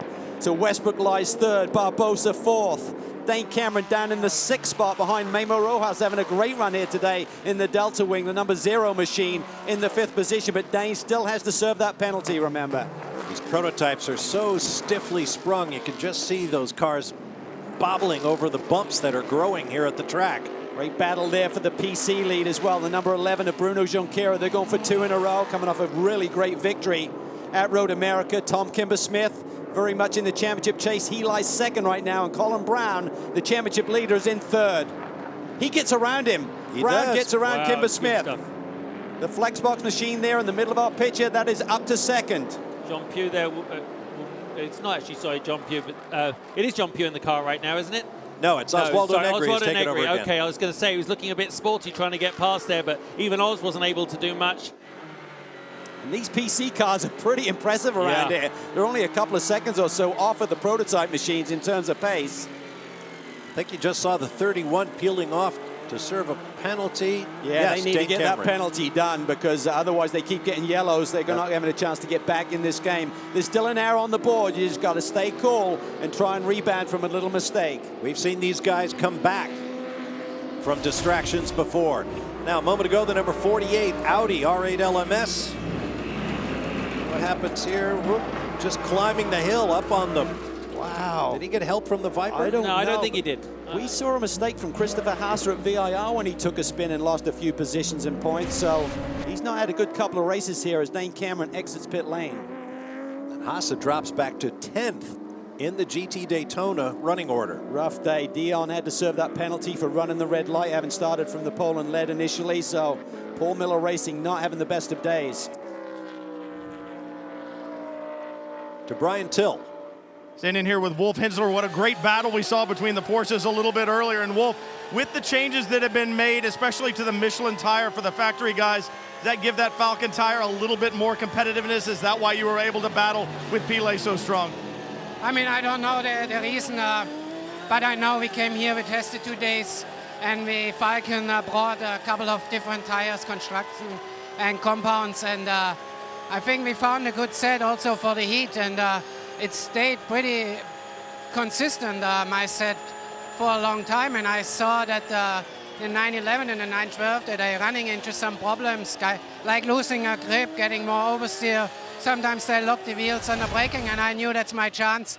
And then I don't know what happened, but Pile must have had a mistake or something. All of a sudden I was behind him at the exit of turn 1, and I knew at this point, or at this time, our package was better. And I mean, I tried to pass him. We had a good fight, but okay, sometimes, one time I was ahead and he and me, but I mean, what can I do? It's a battle, and at the end, he stayed ahead, and now it's still over an hour to go. And it felt good to look out that window, I'm sure, and see that guy right beside you that is one of your factory teammates, Jamie. Well, to find out what happened with Pile, Patrick Wolf thinks that he possibly made a mistake or something that allowed him to close in that gap. It was an exciting battle. What happened? First, fortunately, we get a safety car. I opened the gap quite big at the beginning, but at the race, then I get touched by prototype. He was far away in my line, and at the last moment, he dived inside. I opened. I was like 3 meters from the apex, but he still hit me. Then when I come back on track, Volt was behind, and actually he was more aggressive than the BMW guy and the Corvette on track. Fortunately, we have a small contact in the last corner, but I have to stay in front. I fight for the championship. They are fighting for the victory, so I can understand, but it's a bit sad that we're losing time, all the Porsche. We have a good pace, and we should just go in front, and let's fight for the victory in the last laps, I mean. Interesting point brought up, guys, fighting for the victory versus fighting for the championship. Yeah, and that was brought up in the drivers' meeting as well, Jamie, by the race director, Bo Barfield. He said, listen, if you're fighting for a championship, you don't get any preferential treatment. I mean, there are guys out here going for a race win. They have the same rights to the same piece of racetrack as you do. Do not think they're just going to play it easy for you. On board now, the 24, Lucas Luhr has taken over for John Edwards. The BMW Z4 for Rahal Letterman Lanigan Racing. He leads right now, but on a very different strategy. They did not come into pit lane and top up on that last caution. They got 14 laps on the board. He has track position. Curious to see how this strategy is going to play out, though. Got about a 2.5-second lead over the second place car in class, Nick Tandy in the 911 Porsche. Have you heard that one before? There are your class leaders. We'll be back. Back live at Circuit of the Americas, you're on board the number 22 WeatherTech Porsche in the hands of Lee Keen. Time for our Porsche news and notes. Looking forward to the details from the FIA Balance of Performance test in France in preparation for the 2016 season. Everybody puts their best out there, and they begin to structure the Balance of Performance rules for the coming season. And the GT3 cars that will be new to the series next year are also coming from undercover. There's a look at the fabulous BMW M6. How about Audi updating the R8 Quattro? And the Porsche GT3. Yeah, they were out testing that car just a couple of weeks ago at Sebring, Bob, putting a ton of miles on that car, and the reports are good. It's going to add a whole new level of interest and intensity to what will become the WeatherTech Sports Car Championship in 2016. Whitmer here on a slightly different strategies. He leads the GTD class, but I think once we get inside that 50-minute, or right about now, these guys could hit pit lane for the last time and get to the checkered flag here today. And again, there's a definite strategy involved in that, because if you get a caution, you've got your pit stop out of the way. Everyone has to wait because pit lane is closed initially. There has been an absolute fistfight behind Whitmer. Watch this battle. Audi, Porsche, Ferrari. Got a Viper back there. This is at turn 11, over the curbs, into the dirt. Spencer there rode the curb a little bit, lost the end of that rear end of that Porsche, and Townsend Bell, your mate, makes a nice move there. Yeah, he gained out of that one, but I tell you what, that was that's all action there. I mean, full credit, I must say, to Bill Sweeter for doing such a good job at the beginning of this race. You mentioned it, that, they really have come on song. But we say that the pairings in GTD are just so magnificent right now. The drivers are really working together, and there was a time that the pro had to really carry and worry about his co-driver. Now they know they've got the experience to do the job in hand and get on with it. Now here's an update in the Prototype Challenge Championship. The series leaders, reigning champions, Colin Brown and John Bennett, have lost power steering reportedly. Let's listen to some of the radio transmissions. No alarm, no alarm. Power steering dead. Power steering dead, copy. Seeing some smoke there out of the rear end. Yeah. And he's got the lead of this race, so we saw him make a move on Tom Kimber-Smith. He's gotten around Bruno Junqueira as well, so championship leader on the point right now, but going to be a long 50 minutes here to get it to the flag. Well, it is if that smoke is an indicator of something a bit more serious under there, but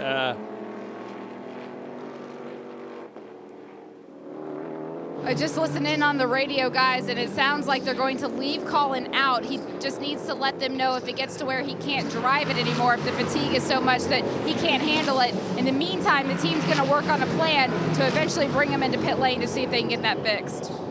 Well, it's all to play for right now. And the way these cars are built, Bob, and designed, they're designed for power steering, so the geometry is set in such a way that you're not expected to drive them without power steering. It's not just a little bit of assist. It's like, oh, power steering, these guys are not really tough enough to drive. The suspension is not set up to work that way, JB. Yeah, and you see some of our Ironman athletes in this series have faded. Oz Negri had that happen earlier in the year. Right, I mean, in literally Canada. It takes them down. Yep, it's a matter of the suspension geometry, the tire grip, the aerodynamic performance, and so much more. Colin Brown has a serious problem with the two other cars in the championship contending for the title, running in second and third. Well, enough talk from us. How about we enjoy the Tequila Patron sounds of speed? Grab the remote, crank it up, and enjoy.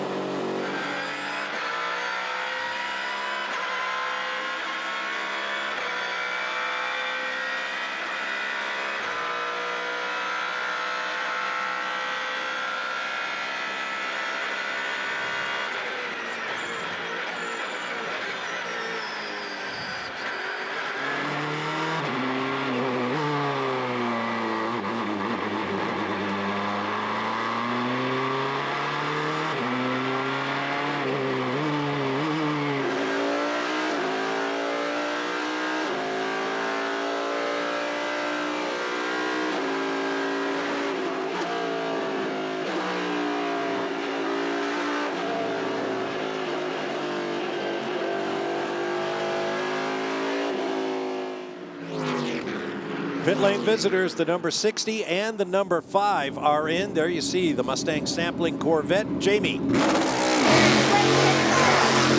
car fire underneath me was fuel only, and they sent them out for their final stop.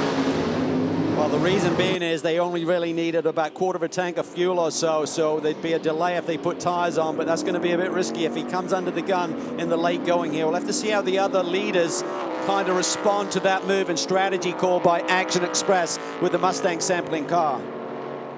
Time now for our Mazda mid-race report. For that, we go to Brian Till with Tristan Nunez. Well, Bob, great to see two Mazdas back in action here this weekend, and we'll also see him at Petit Le Mans. Tristan, great to see you and Jonathan Bomarito having a chance to race again. But how difficult is it? I know you've been doing a lot of testing looking forward to 2016. How hard is it to focus on the here and now when you know you've got great things coming next year? Oh, you know, I've had such great history with the diesel, and you know, you just gotta take in every last bit of the diesel before it goes away, before we move on. But you know, it's been such a challenging year, 2 years through all this, and Mazda's been, you know, putting their backs into it, and even our partners, Castrol and ModSpace, have been sticking with us the whole time. So huge thanks to them. But it's just been, you know, just taking in everything and we move on for next year. I think it's so important to get these guys back in the car, get them racing so they can prepare for 2016, Bob. Thanks, Brian. There you see the number 70. It's been quite an effort for Mazda, Speed Source, Race Engineering, and everybody involved in that program. The 90 hits pit lane from third. Domino effect, you have to respond. When one of the leaders makes that pit stop, you have to come to stay on the same strategy. Otherwise, it can really rebound against you. 10 is in pit lane as well. You'd have to think the 01 has to respond here pretty quickly as well, the leader of this race. Jamie? Be interesting to see what they do here. They do have Continental tires out on the wall, but they are not going to take them. So this will be another quick fuel stop. Still going in. 10 has already beat him out of pit lane, Brian. Down here at the 10, no tires, so fuel only for Ricky Taylor, and he's going to have his hands full here to the checkered flag with those older Continental tires. Bold move for the part of the 10. One thing that drivers have to be careful with hot tires staying on the cars to get it out of that pit box and not stall. Yeah, it is tough, but you know, it's slightly uphill very quickly. You know, it's a very difficult pit lane, actually. Under 45 minutes remaining here at the Circuit of the Americas in Austin, Texas. Stand by. We'll be right back.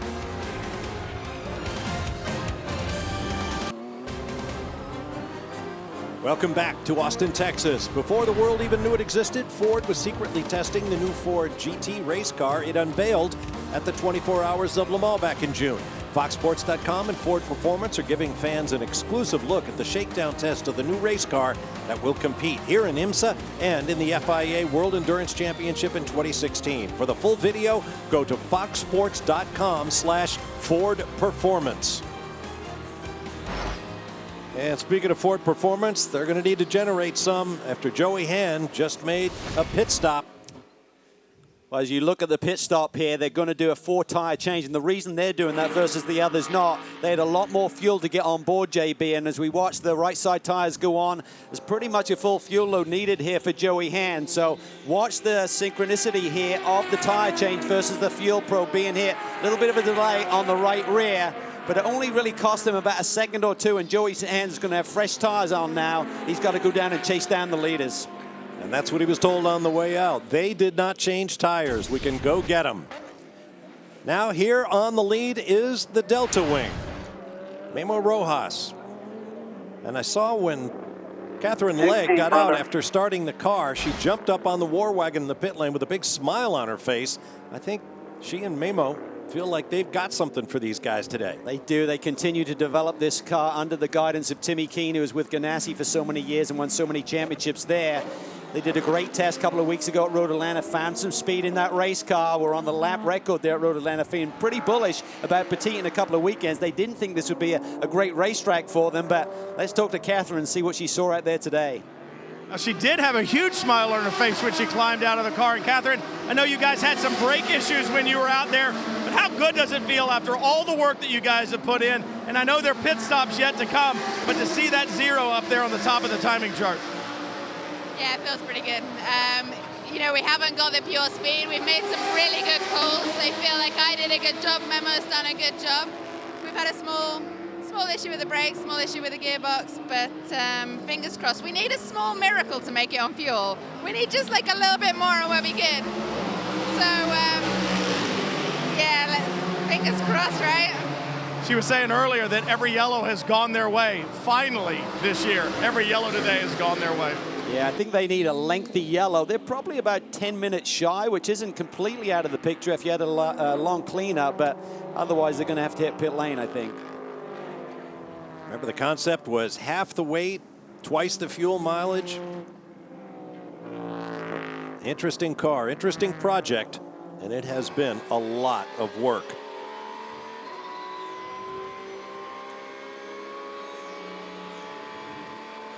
On board the 911 Porsche, leading GT Le Mans in the hands of Nick Tandy. Overall winner at this year's 24 Hours of Le Mans. Nick has signed and offered for auction one of the driver suits he wore in that historic overall victory for Porsche at Le Mans. It's going on eBay as a part of the charity auction to benefit the family of Justin Wilson. So check that out. It's going on through October, and there are some terrific bits of racing memorabilia, including race-worn helmets from nearly all of the drivers in the IndyCar field at this year's season finale in Sonoma. Here are the standings in the DECRA Green Challenge, honoring the most effective race cars with the lowest impact on the environment in terms of fuel, oils, tires, and so forth. Low score is what you shoot for. A bit like golf, unless you play like Calvin. Corvette Racing leads the championship. My score's about the same as that, 176. So. Sorry, I couldn't resist. Yeah, don't talk about my golf. But I tell you what's interesting about GTLM right now. We've got to bring it up. They are running 2061, 2062, 2060, 2061. That is Porsche, BMW, Ferrari. It's really close, Calvin, at this stage of the race, closer than we have seen for the last 4 or 5 races in terms of on-track mid-stint performance. And that's a good thing. It really isn't. It was a great performance in pit lane by the Risi boys. They got that Ferrari out in great track position. Here we see Fisichella running in the 3rd spot, feeling the pressure from Werner as he looks down the inside into turn 15. But one guy who got leapfrogged in that pit stop exchange was Brian Sellers. He's now in the 5th spot in the number 17 Falcon Tire Porsche. Obviously, they're very much in the mix and didn't quite get that car out as quick as some of the others, so he's got a bit of a recovery drive to put in here. Getting back to Nick Tandy. He's a little slide there, all-wheel, 4-wheel drift there, Cal. That was great. That's awesome. They know they got a bit of a cushion on the exit of these corners to use. But getting back to Nick Tandy, who leads this race. I mean, since that brilliant win at Le Mans overall, Bob, he's been on a tear. I think the only race he hasn't won, actually, was the Watkins Glen round. He's gone for 4 straight here in Tudor. He also won the last round of the Nürburgring WEC round in a P2 car. I mean, the guy is on a roll like you really dream about, JB. Consider that a little over a year ago, he wasn't a Porsche factory driver, but he has just swept the table.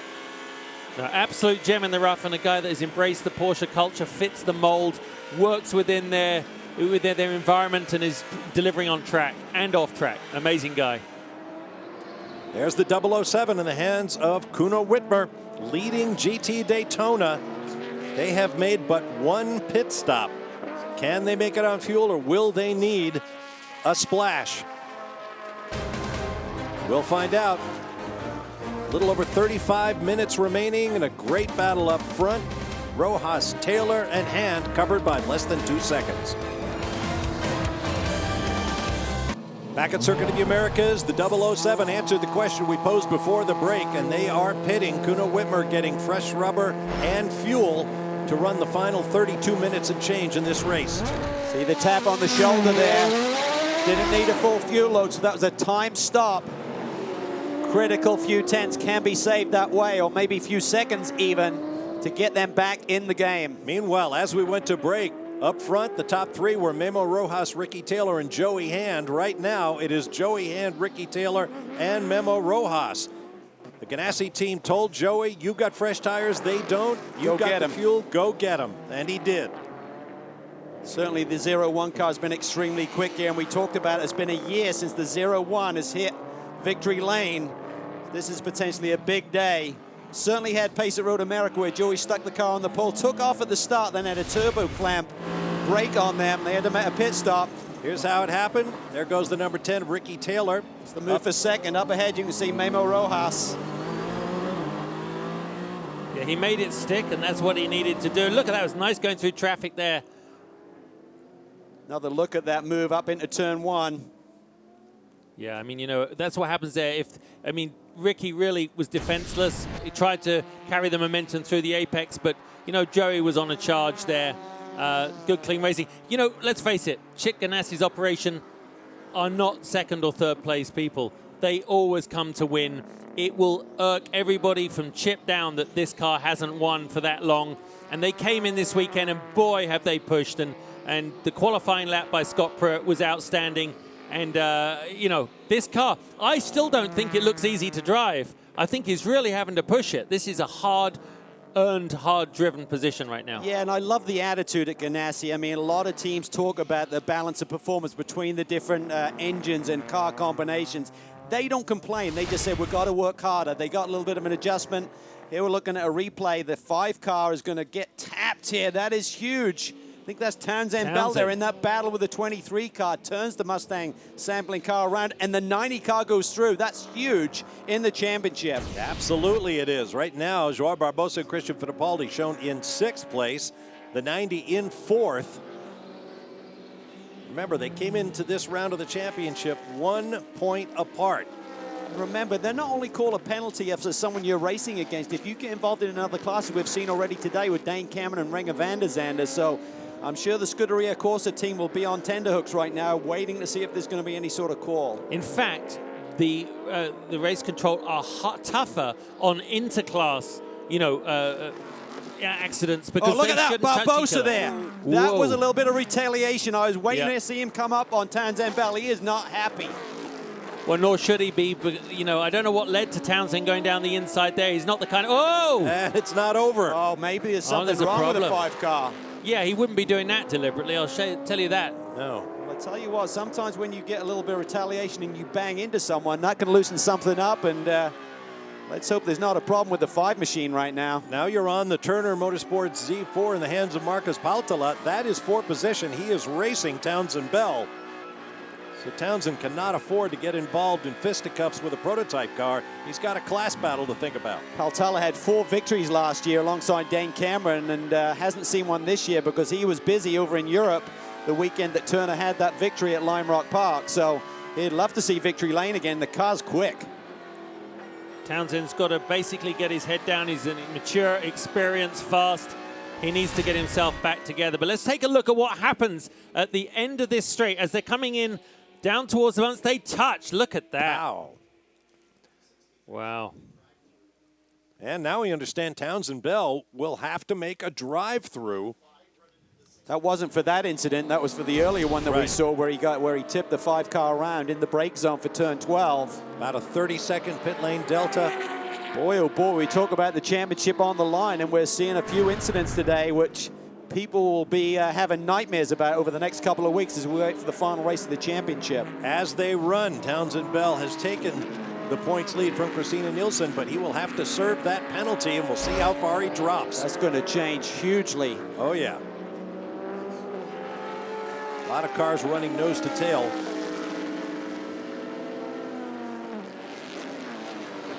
And that he has not been told he's got to serve the penalty yet.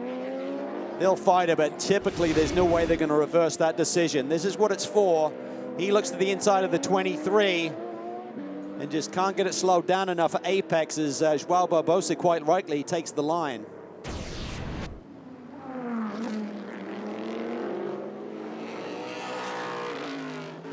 Well, while they sort that out, let's go down to Jamie Howe in the pits. And Scott Pruitt's watching on as this prototype battle continues. Scott, this team's been in contention to win, but hasn't made it happen.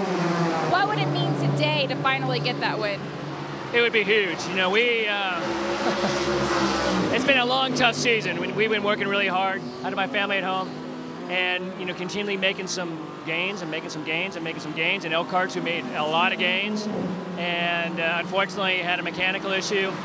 So, you know, it's nice. I loaded the car here, it was good. The first stint, I was just focused on fuel consumption, just really saving as much fuel as we can. We are committed to make a 2-stop race. That's what we're doing. Joey's doing a great job out there. We had to put the heat on. Fortunately, we took new tires so we could get by the 10 pretty easily. But it's been a long run, and you know, we're just, knock on wood, we're getting close to it. Hopefully we get the victory lane. Race started, the temperature's risen dramatically. It happened during your stint as well. What's Joey dealing with in the car right now? Well, fortunately, you know, we both don't mind the heat. Growing up in California, it's 100 whatever degrees out there last week. So he's tough. It's hot. No question about it. When you come to Texas, you come to Austin, you know it's going to be tough. But that's just part of doing our job. I mean, we get out there, we do what we need to do. We hydrate. Got a little bit of air coming through the car, so we're good to go. We'll see what happens. Thank you. Don't let Scott Pruitt fool you. He may be old enough to apply for his AARP card, but he is as tough as shoe leather. He is amazing. Yeah, he is the poster child for taking care of yourself, being involved in something you love. Oops. And the Delta Wing just spun out there on track. That's the thing, he's about 200. Oh, no, don't do that. His rear wheels are still on the asphalt, so you should be able to pull it back out. Very light at the front, which is helpful at this moment. He's about 300 feet from the racing line right now. Such is the beauty of this circuit. But get rid of all that rubbish on your tires. You're talking about Pruitt's fitness. Is it too late to start? No, it's not too late to start. It's just... oh, wow. See, the fronts lock up. Okay. Rojas looking for a way out. Back on track, losing track position. We've got another break coming up. We'll be back with more as we enter the final 25 minutes in Austin.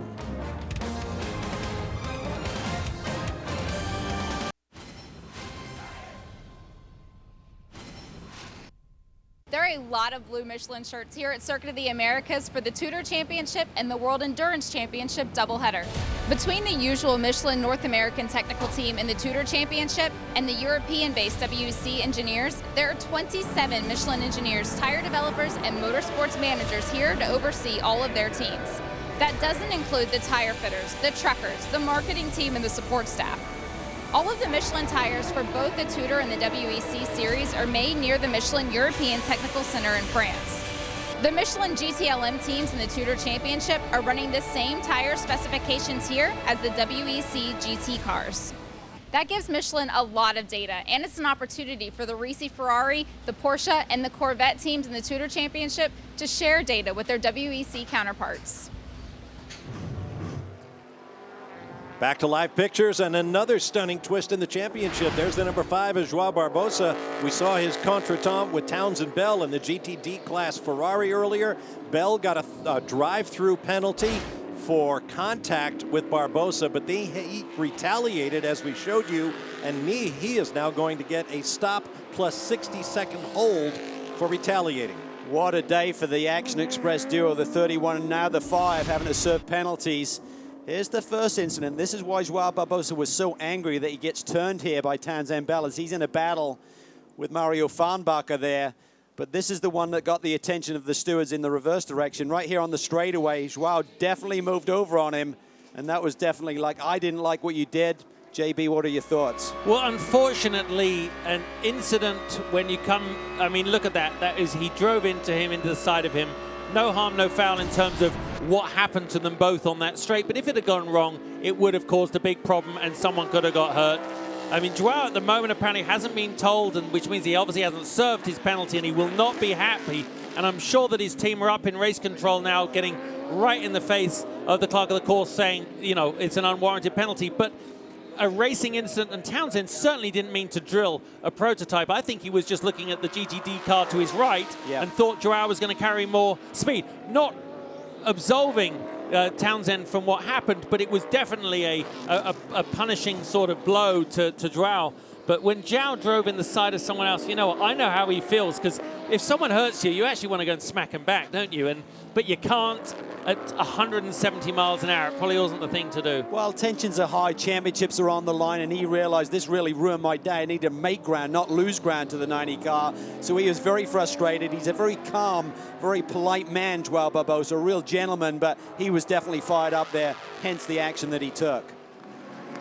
Now here's the PC battle. Remember, Colin Brown in the race leading number 54 is struggling without power steering.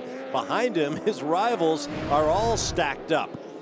Yeah, it's a great battle there. Yep. Connor Daly, Tom Kimber-Smith, Bruno Junqueira right there in the frame. Carl Guckberg runs down in the second spot. Connor Daly in the orange and black 38. I have to say, will try and get a retribution a little bit. Remember, he had the lead of the race at Road America, and then these two guys were battling hard. Bruno Junqueira is in a battle with right now. Look at that. Ooh, side by good side, stuff, two of the eh? best in the business. Connor gets wide there. He's in the marbles, doesn't get the grip. Kimber Smith, got to think big picture in the championship, but he needs positions right now.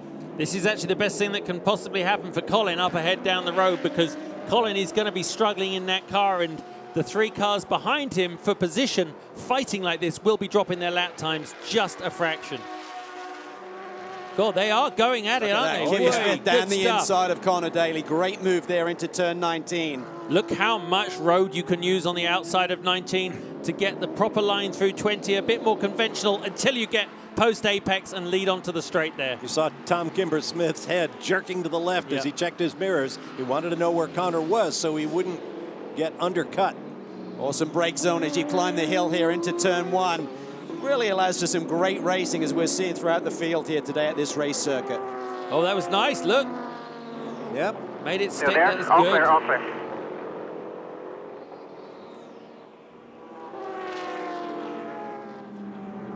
Just in frame there, you can see Jerome Bleekemolen behind the wheel of the 33 Viper. Looking for their second win of the championship year. It would be the 4th for the Vipers, but it was the sister car that won at Daytona and won at the Watkins Glen 6 Hour. So we really thought that Jerome and Ben Keating could have been a threat for the championship, but it really hasn't gone their way despite the speed. And they got a BOP adjustment. They lost a little bit of performance at VIR. Kind of went halfway back, got some of the weight out of that car, actually added weight, and got some restricted back for this round. So they really felt they were going to be in better shape. And it's a home race for Ben Keating and his team based right here in Texas as the 24 hits the pit lane with what we're told is a flat left front tire. It's a day that just hasn't gone right for the 24 machine. John Edwards a little frustrated with qualifying yesterday, just said the tires didn't really come in like he expected. Had that little bit of a wide moment in turn 1, and they've been on a very different strategy here today with Lucas Luhr and John Edwards, and it just hasn't worked out. Jamie. But Lucas did do a great job of getting that car back around without any damage on that chassis. So just the tire was all they needed to replace. Brian? And down here in the Viper camp, and Ben Keating standing here with his cowboy hat on. They're looking for their 3rd win in a row here at COTA. And Ben, for you guys, first of all, what's the fuel situation like right now? They tell me that they've done the calculations and we're good to go to the end. So we think we're good on fuel, and golly, I stepped away for just a second. We were in 4th place, and I came back on the box going, what in the world happened? So I guess it's good to be lucky. I don't think we have a car that could have driven to the front, but obviously pretty exciting to be there. I know you guys got some BOP this weekend, some balance of performance. How has that affected the car? I mean, it's made us competitive is the answer. So, I think we're the 4th or 5th fastest car out there right now. So we're just kind of in the mix, but the race has kind of come our way, especially after an early penalty that was my fault. So, the yellows came at just the right time. Other people have gotten penalties, and other people have had issues on track at just the right time. So, we got our fingers crossed and looking forward for this race to be over. They would certainly like to win another one here in his home state of Texas. 4th or 5th fastest car on the racetrack, but that doesn't matter. They're in the lead. He looks less like John Wayne and more like that character out of the Roadrunner, I think. I think you need a BOP adjustment. Take a few gallons out of that. Exactly. Brian mentioned fuel. I think fuel may be a little bit tight for some of the GTD runners and GTLM. They're certainly at the very extreme of their fuel window, so I'm sure a lot of guys are very cautious about how much fuel they're burning right now. GTD car sliding through the corner. There's Kuno Whitmer, and look at the championship now. Nielsen back up to the top. Kuno Whitmer not there with her because he hasn't co-driven the whole season with her. But TRG AMR has their Aston Martin back on top in class. We'll return.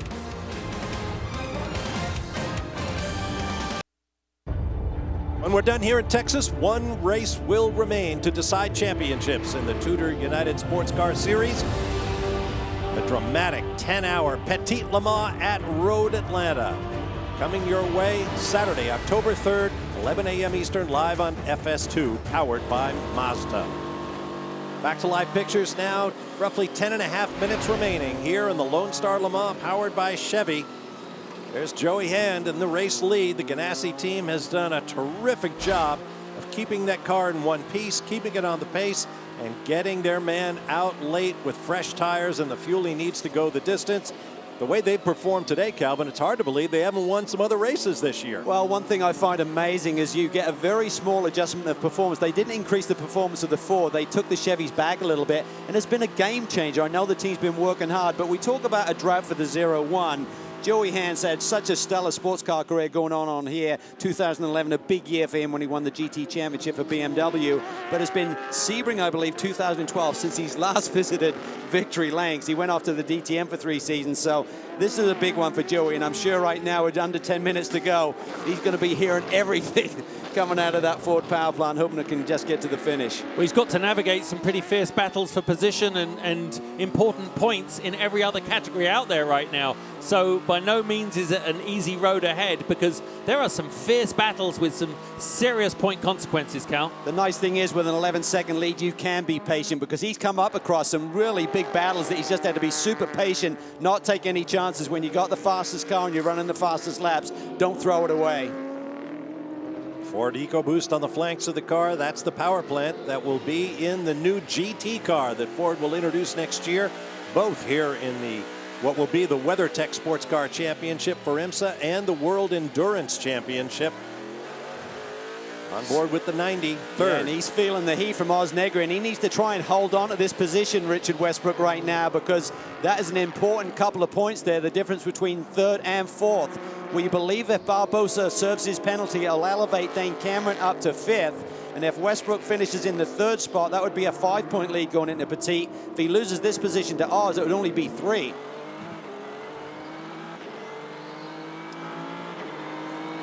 Nice cloud cover now. That is probably what the drivers need just at this spot in the race.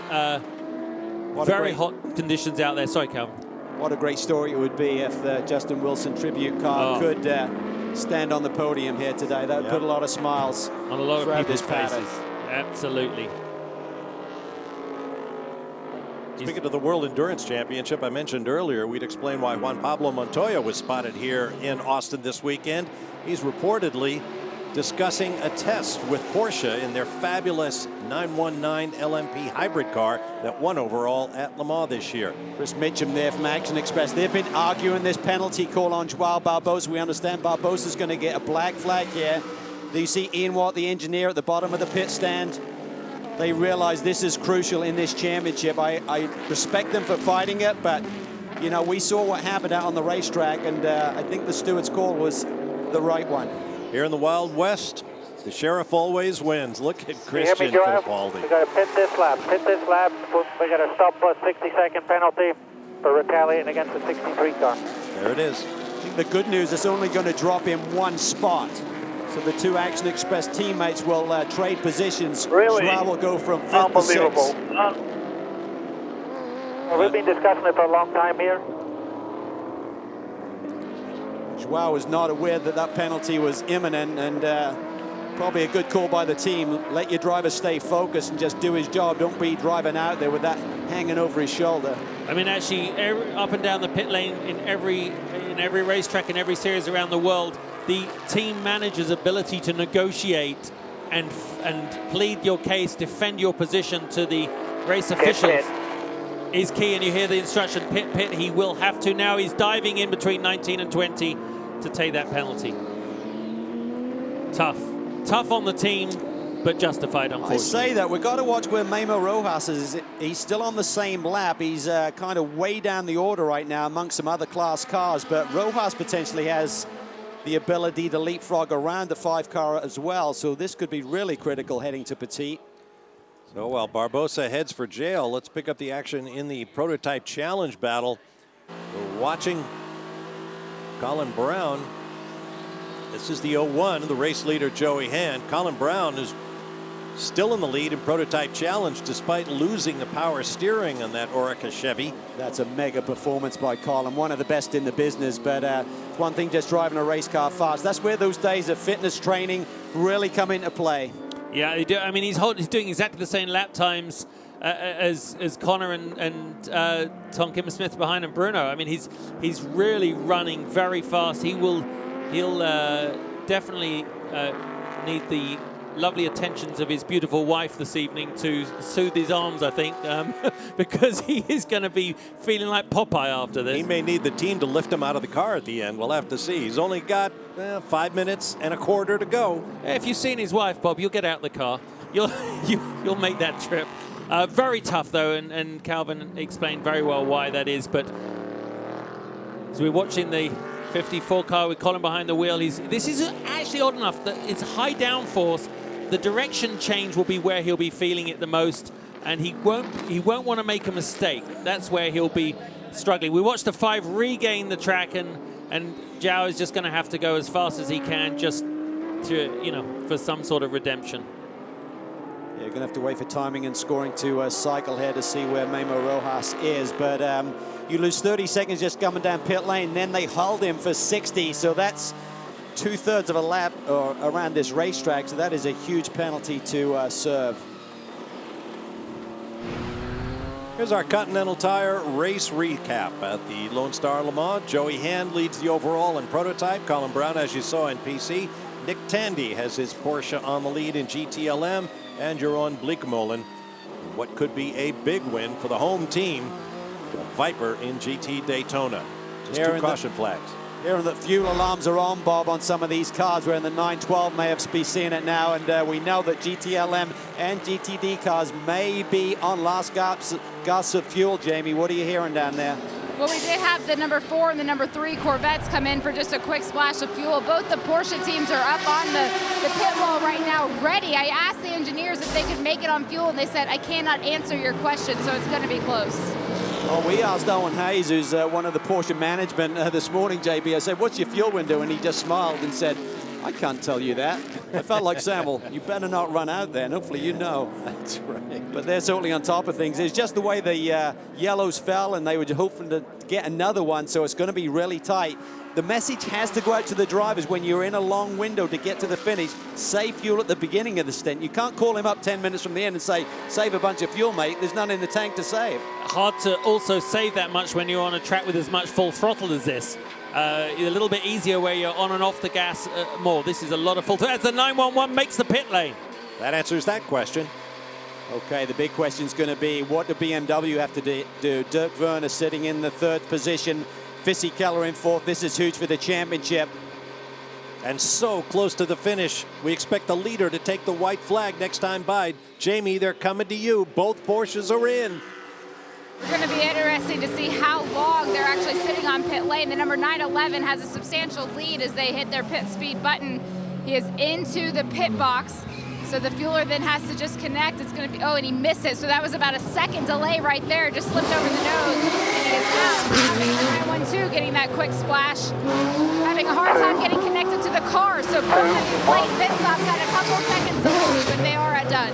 But it has cost them the lead. Dirk Werner in the 25 right there, shown on the lead in GTLM. Boy, is this championship going to be tight if Dirk Werner has enough fuel on board to get it to the finish and win this race. He came into this race 8 points behind. He and Billy Orblin in this championship chase. They're going to close that down tonight if he can just hang on and not have to come to pit lane.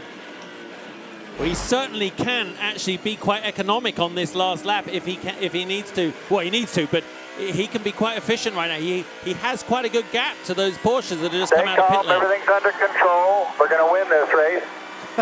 Save your fuel. Be smart. Great pit call there. Great instructions to a great driver.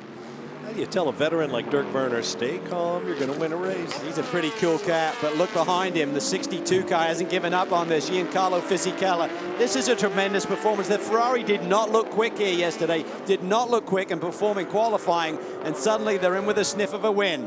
Look at him. Fisichella has certainly got the bit between his teeth there. Should be white flag for Joey Hand here, our overall leader.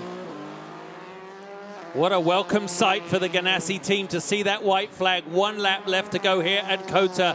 And they have been so strong since the qualifying lap by Scott Pruitt. They won this race a year ago. We're not going to see too many more races out of that Ford-Riley combination as the new GT car comes online. On board with the number 10, 2nd place, Ricky Taylor. He's 16 seconds behind Joey Hand, so Joey just needs to keep it clean here. Deal with traffic efficiently and bring it home. High-speed turn 2. Great race for sorry, Bob. A great race for Ricky too. You know, I mean, they weren't that confident over the course of the weekend, were they, Cal? It hasn't been a great week. They didn't really have a lot of pace, but they really worked on their race car. And as they said at the beginning of the show, it's all about the race to the finish. And they've beaten all the other Chevys. Well, so far they have. So if they can hang on here for a run-up finish, I mean, the Ford were just really tough here today. This is a great performance by Westy. Hanging on, he stretched the gap a little bit over Oz Negri at 0.7 of a second as he starts his last lap. So the pressure will be on. What he does not need to see is any traffic here through the S's, and I do not see any. This is where it can really kill your lap time. That was a dance with the Look devil at that, in the that was early close. lap. Yep. Oz is sneaking up on him. Remember all of that argy-bargy, as you'd say, Calvin, early on when Michael Valiante and Christian Fittipaldi were banging fenders. But here they are with a shot at the podium. Negri's not giving up. Down into the brake zone for turn 11. He needs to get off here cleanly, try and draft that Chevy down this straightaway, and maybe, just maybe, make a move down into the turn 12 brake zone. Two real opportunities on this lap to pull that off, I think. Big booming Chevy V8 up ahead. Turbocharged Honda in the 60. How much will he put it on the line? Off the final corner, Joey Han will make sure with Scott Pruitt that Team Ganassi does not end the 2015 season without a victory as they go back-to-back at the Lone Star Le Mans. Awesome job by both those boys, but the battle for the final podium spot is getting tough. We got traffic here. You got this slow Audi coming up here. Troy Fliss talking to him. You got traffic up ahead. How much on the line will Oz Negri put it here through 19 and 20, JB? Well, I think this is the corner we see him go. He goes one side, the other. Oh, my, fantastic. Negri goes one side, he goes the other. But that was just great driving them by the both. Who's going to win the drag race up to the finish line? I think the Audi may have cost Oz a little bit of pace. That might have been a lot closer, but it's close enough at the finish. Nice, Westbrook good job. over Negri, 3rd and 4th. It's going to be big. I think they're going to have a 5-point lead in the championship tonight, Bob. That's a lot to make up, but it's an endurance race, 10 hours at Petit. Anything can happen here. It's going to go down to the wire, as we suspected. Oh, and there's Renger van de Zande in the Starworks prototype challenge car. They've taken a few big hits today. Yeah, they look like there's something wrong with that right rear. Possibly. He's looking to the other side now. There's Jerome Bleekemolen in the GTD class leading Viper. Hugs all around. Ben Keating and his team won a couple of big races this year with the number 93 car that we will presumably see again at Road Atlanta in 2 weeks' time for the final round of the Tequila Patron North American Endurance Cup. And they've got one for the 33. Actually, they're second of the year for the 33, I believe. Big day for Dirk Werner and Bill Auberlen as they win GTLM. They'll close down. They'll take 5 points out of that lead that Patrick Pilet had. It'll be down to 3. And there is Colin Brown. Call him Popeye. I'm sure his arms feel that big right about now as he struggled without power steering in this car as he and team owner John Bennett have a leg up in defending their inaugural championship in the TUDOR United SportsCar Championship. There are your class leaders. The post-race celebrations will begin when we return to Austin. You can see the smile right through the helmet. Joey Han picks up the win, gets a big hug from his co-driver Scott Pruitt as they triumph for the 2nd straight year at the Lone Star Le Mans. Here's a look at the results brought to you by BMW. Well, a big win for the 0-1 machine, but an even bigger result, I feel, for the 90 car of Westbrook and Valiente. They extend their lead in the championship tonight, Justin. Yeah, you look at for Colin Braun, that is fantastic. What a great race and a bit of an Ironman stint for him, eh? For our Audi move of the race, we're going to pick that split job at the end of the race. Final corner as Richard Westbrook held off the charging Oz Negri using that GTD car, not so much as a pick, but it was pretty spectacular. That's our Audi move of the race, preserving the final step of the podium for the 90 team. To Jamie Howe. Well, earning that top step of the podium, Joey, you and Scott Pruitt, it's been a tough season. To get this win here today, what will this do to the mentality of the team? Well, I mean, it's not even about the mentality of the team. This team is winners and champions already before I came here all these years. So for me, it's more just about getting a win with this team, you know, more than just Daytona in 2011.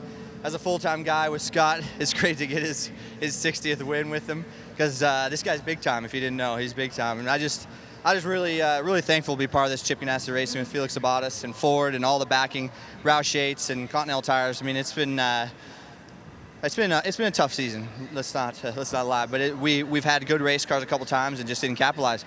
We knew this weekend we were the quickest car every session almost, and all we had to do was go out and win it. And Scott did a great job. And it puts a little pressure when the master gets out and gives it to you in the lead. But I love the car today. I was super comfy, and you know, when I get comfy, things get crazy.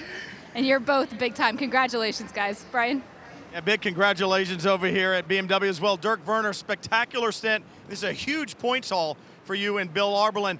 Late in the going, though, when you got the radio call that the two Porsches had come in for fuel, what did that do for your morale, let's say?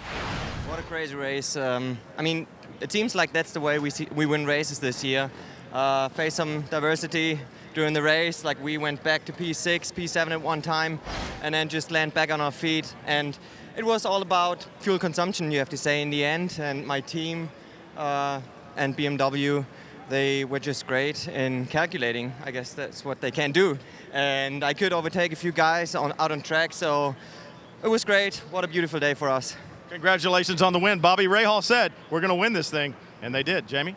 Well, after finding out that Colin Braun had no traction or no power steering, we're expecting to see you sitting down at least, but big smile on your face. How did you bring this one home for the win? Yeah, I mean, these guys did a great job at Core Auto Sport. We had a really good opening stint with John, and then really good race strategy calls, and obviously just a fast car. So, you know, no power steering is not a lot of fun, but these Continental tires did a good job for us and made us good grip, and, you know, just had to bear down and get the job done. I mean, we're paid to go out here and win races and try to win championships, so that's what I get paid to do, and sometimes it's a tough day at the office. Just so you know, John told me earlier, he thinks it might be time for a bonus. Congratulations, guys. Brian? As Jerome Bleekemolen gets paid to win races, too, and another great victory here for him and Ben Keating. They're in the heat, and especially with this car, a little more weight on it this weekend. How difficult was it out there? Oh, it was hard. I hope you got to see some of the passes I had to make, and the rear got really loose. I think it was next to Spencer Propelli at one point, and I got completely sideways, thought I lost it. So it's hard work. It's tough work all the way until the end now. Hard work all the way to the end, but something tells me the celebrations will be big tonight. Well, one race remains in the 2015 season. Here's a look at the class-by-class points, beginning with Prototype. Well, we said going into Road America, the 90 car had a 7-point lead. It was down to 1, but now they have 6 points over the Action Express duo. Those guys got hurt by those penalties. I mean, obviously, John Bennett, Colin Braun benefited hugely at the front of the field here by pulling out a 12-point lead. Great run for them. Certainly tied at GTLM. Werner and Orblin within 3. Important for Pele. Nick Tandy held on to a podium finish here today in front of Brian Sellers. That was huge. Christina Nielsen, she's still at the top, but I tell you what, by 1 point, Petit Le Mans is going to be the race. Well, that final race of the season comes up in 2 weeks' time. The 18th annual Petit Le Mans, powered by Mazda, Saturday, October 3rd, 11 a.m. Eastern Time, live on Fox Sports, or excuse me, on FS2. If you want to be cool, that's the way you say it. Let's have a look at next year's schedule. 2016, a big, call it an interim year for the new WeatherTech Championship, with the GT3 cars coming online in the GT category, with prototype rules changing for 2017. It all begins at Daytona International Speedway with the Rolex 24 and that fabulous new construction of one of America's greatest racing facilities. To Brian Till. Christina Nielsen came into this weekend leading in GTD, and Kuno, it's your job to help her get to that championship. What was it like there in the ladder going? I know you got out of the car and said, hey, I'm disappointed. Yeah, you know, we've been chasing our tail all weekend long with the chassis setup. First day, I think we lost a little bit on setup, and then we came back in qualifying. We qualified 4th, and everything was really good. And I think today we didn't anticipate the heat that great, and the car was what we say, a handful to drive. And I just don't think the strategies played in our favor. We tried something that didn't work in our favor, and you know, that's motorsports. It works that way sometimes. You certainly know how to get around Road Atlanta. We're going to Petit Le Mans next, 10 hours worth of competition there. What kind of strategy, what kind of mindset do you take there to try to win this championship? Oh, it's definitely the same mindset as here. It's just another event. No risk. Keep the car clean. The car's in one piece right now. If it's an 8th place car today, that's what we did today. We took it home. We brought it in 8th place. But we need to win this championship. And, go to Atlanta. It's even grounds. Even grounds. It's going to be a great one at Petit Le Mans, guys. Well, 35 points to win a 2-hour 40-minute race today. 35 points to win a 10-hour race at Road Atlanta. Hardly seems fair. Well, it's good. Yeah, it doesn't seem fair, but there's a lot on the line there. And you look at Petit, Justin, it's a tough racetrack. We saw the contretemps between the different classes here today. We expect more of the same, and there's championships on the line. People are going to be going for it. I hate to say it, but I think maybe some argy-bargy may determine a champion in a couple of weeks' time because it's awfully tough. Well, 4 times the distance, 4 times the time, and I think 4 times, if at least, the action. We're going to see a lot of head-to-head goings because there's so much to play for. And look at them today. You'd have thought it was the last race of the season. Yep, you won't want to miss the 18th annual Petit Le Mans powered by Mazda once again Saturday, October 3rd, 11 a.m. Eastern Time, live on FS2. And now the party will begin, and they do know how to party in Austin, where the town motto is, keep Austin weird. Cirque du Soleil is in town. I was really hoping for acrobats at the start of this race, but there it is. Thanks for joining us. We'll see you from Petit Le Mans in 2 weeks. For Calvin Fish, Justin Bell, Jamie Howe, and Brian Till, I'm Bob Varsha. Join us again at Road Atlanta on October 3rd. Until then, so long from hot and humid Austin, Texas, and the Circuit of the Americas. We'll see you from Georgia. So long, everyone. Good job, buddy. Nice job. Good job, everybody, this weekend.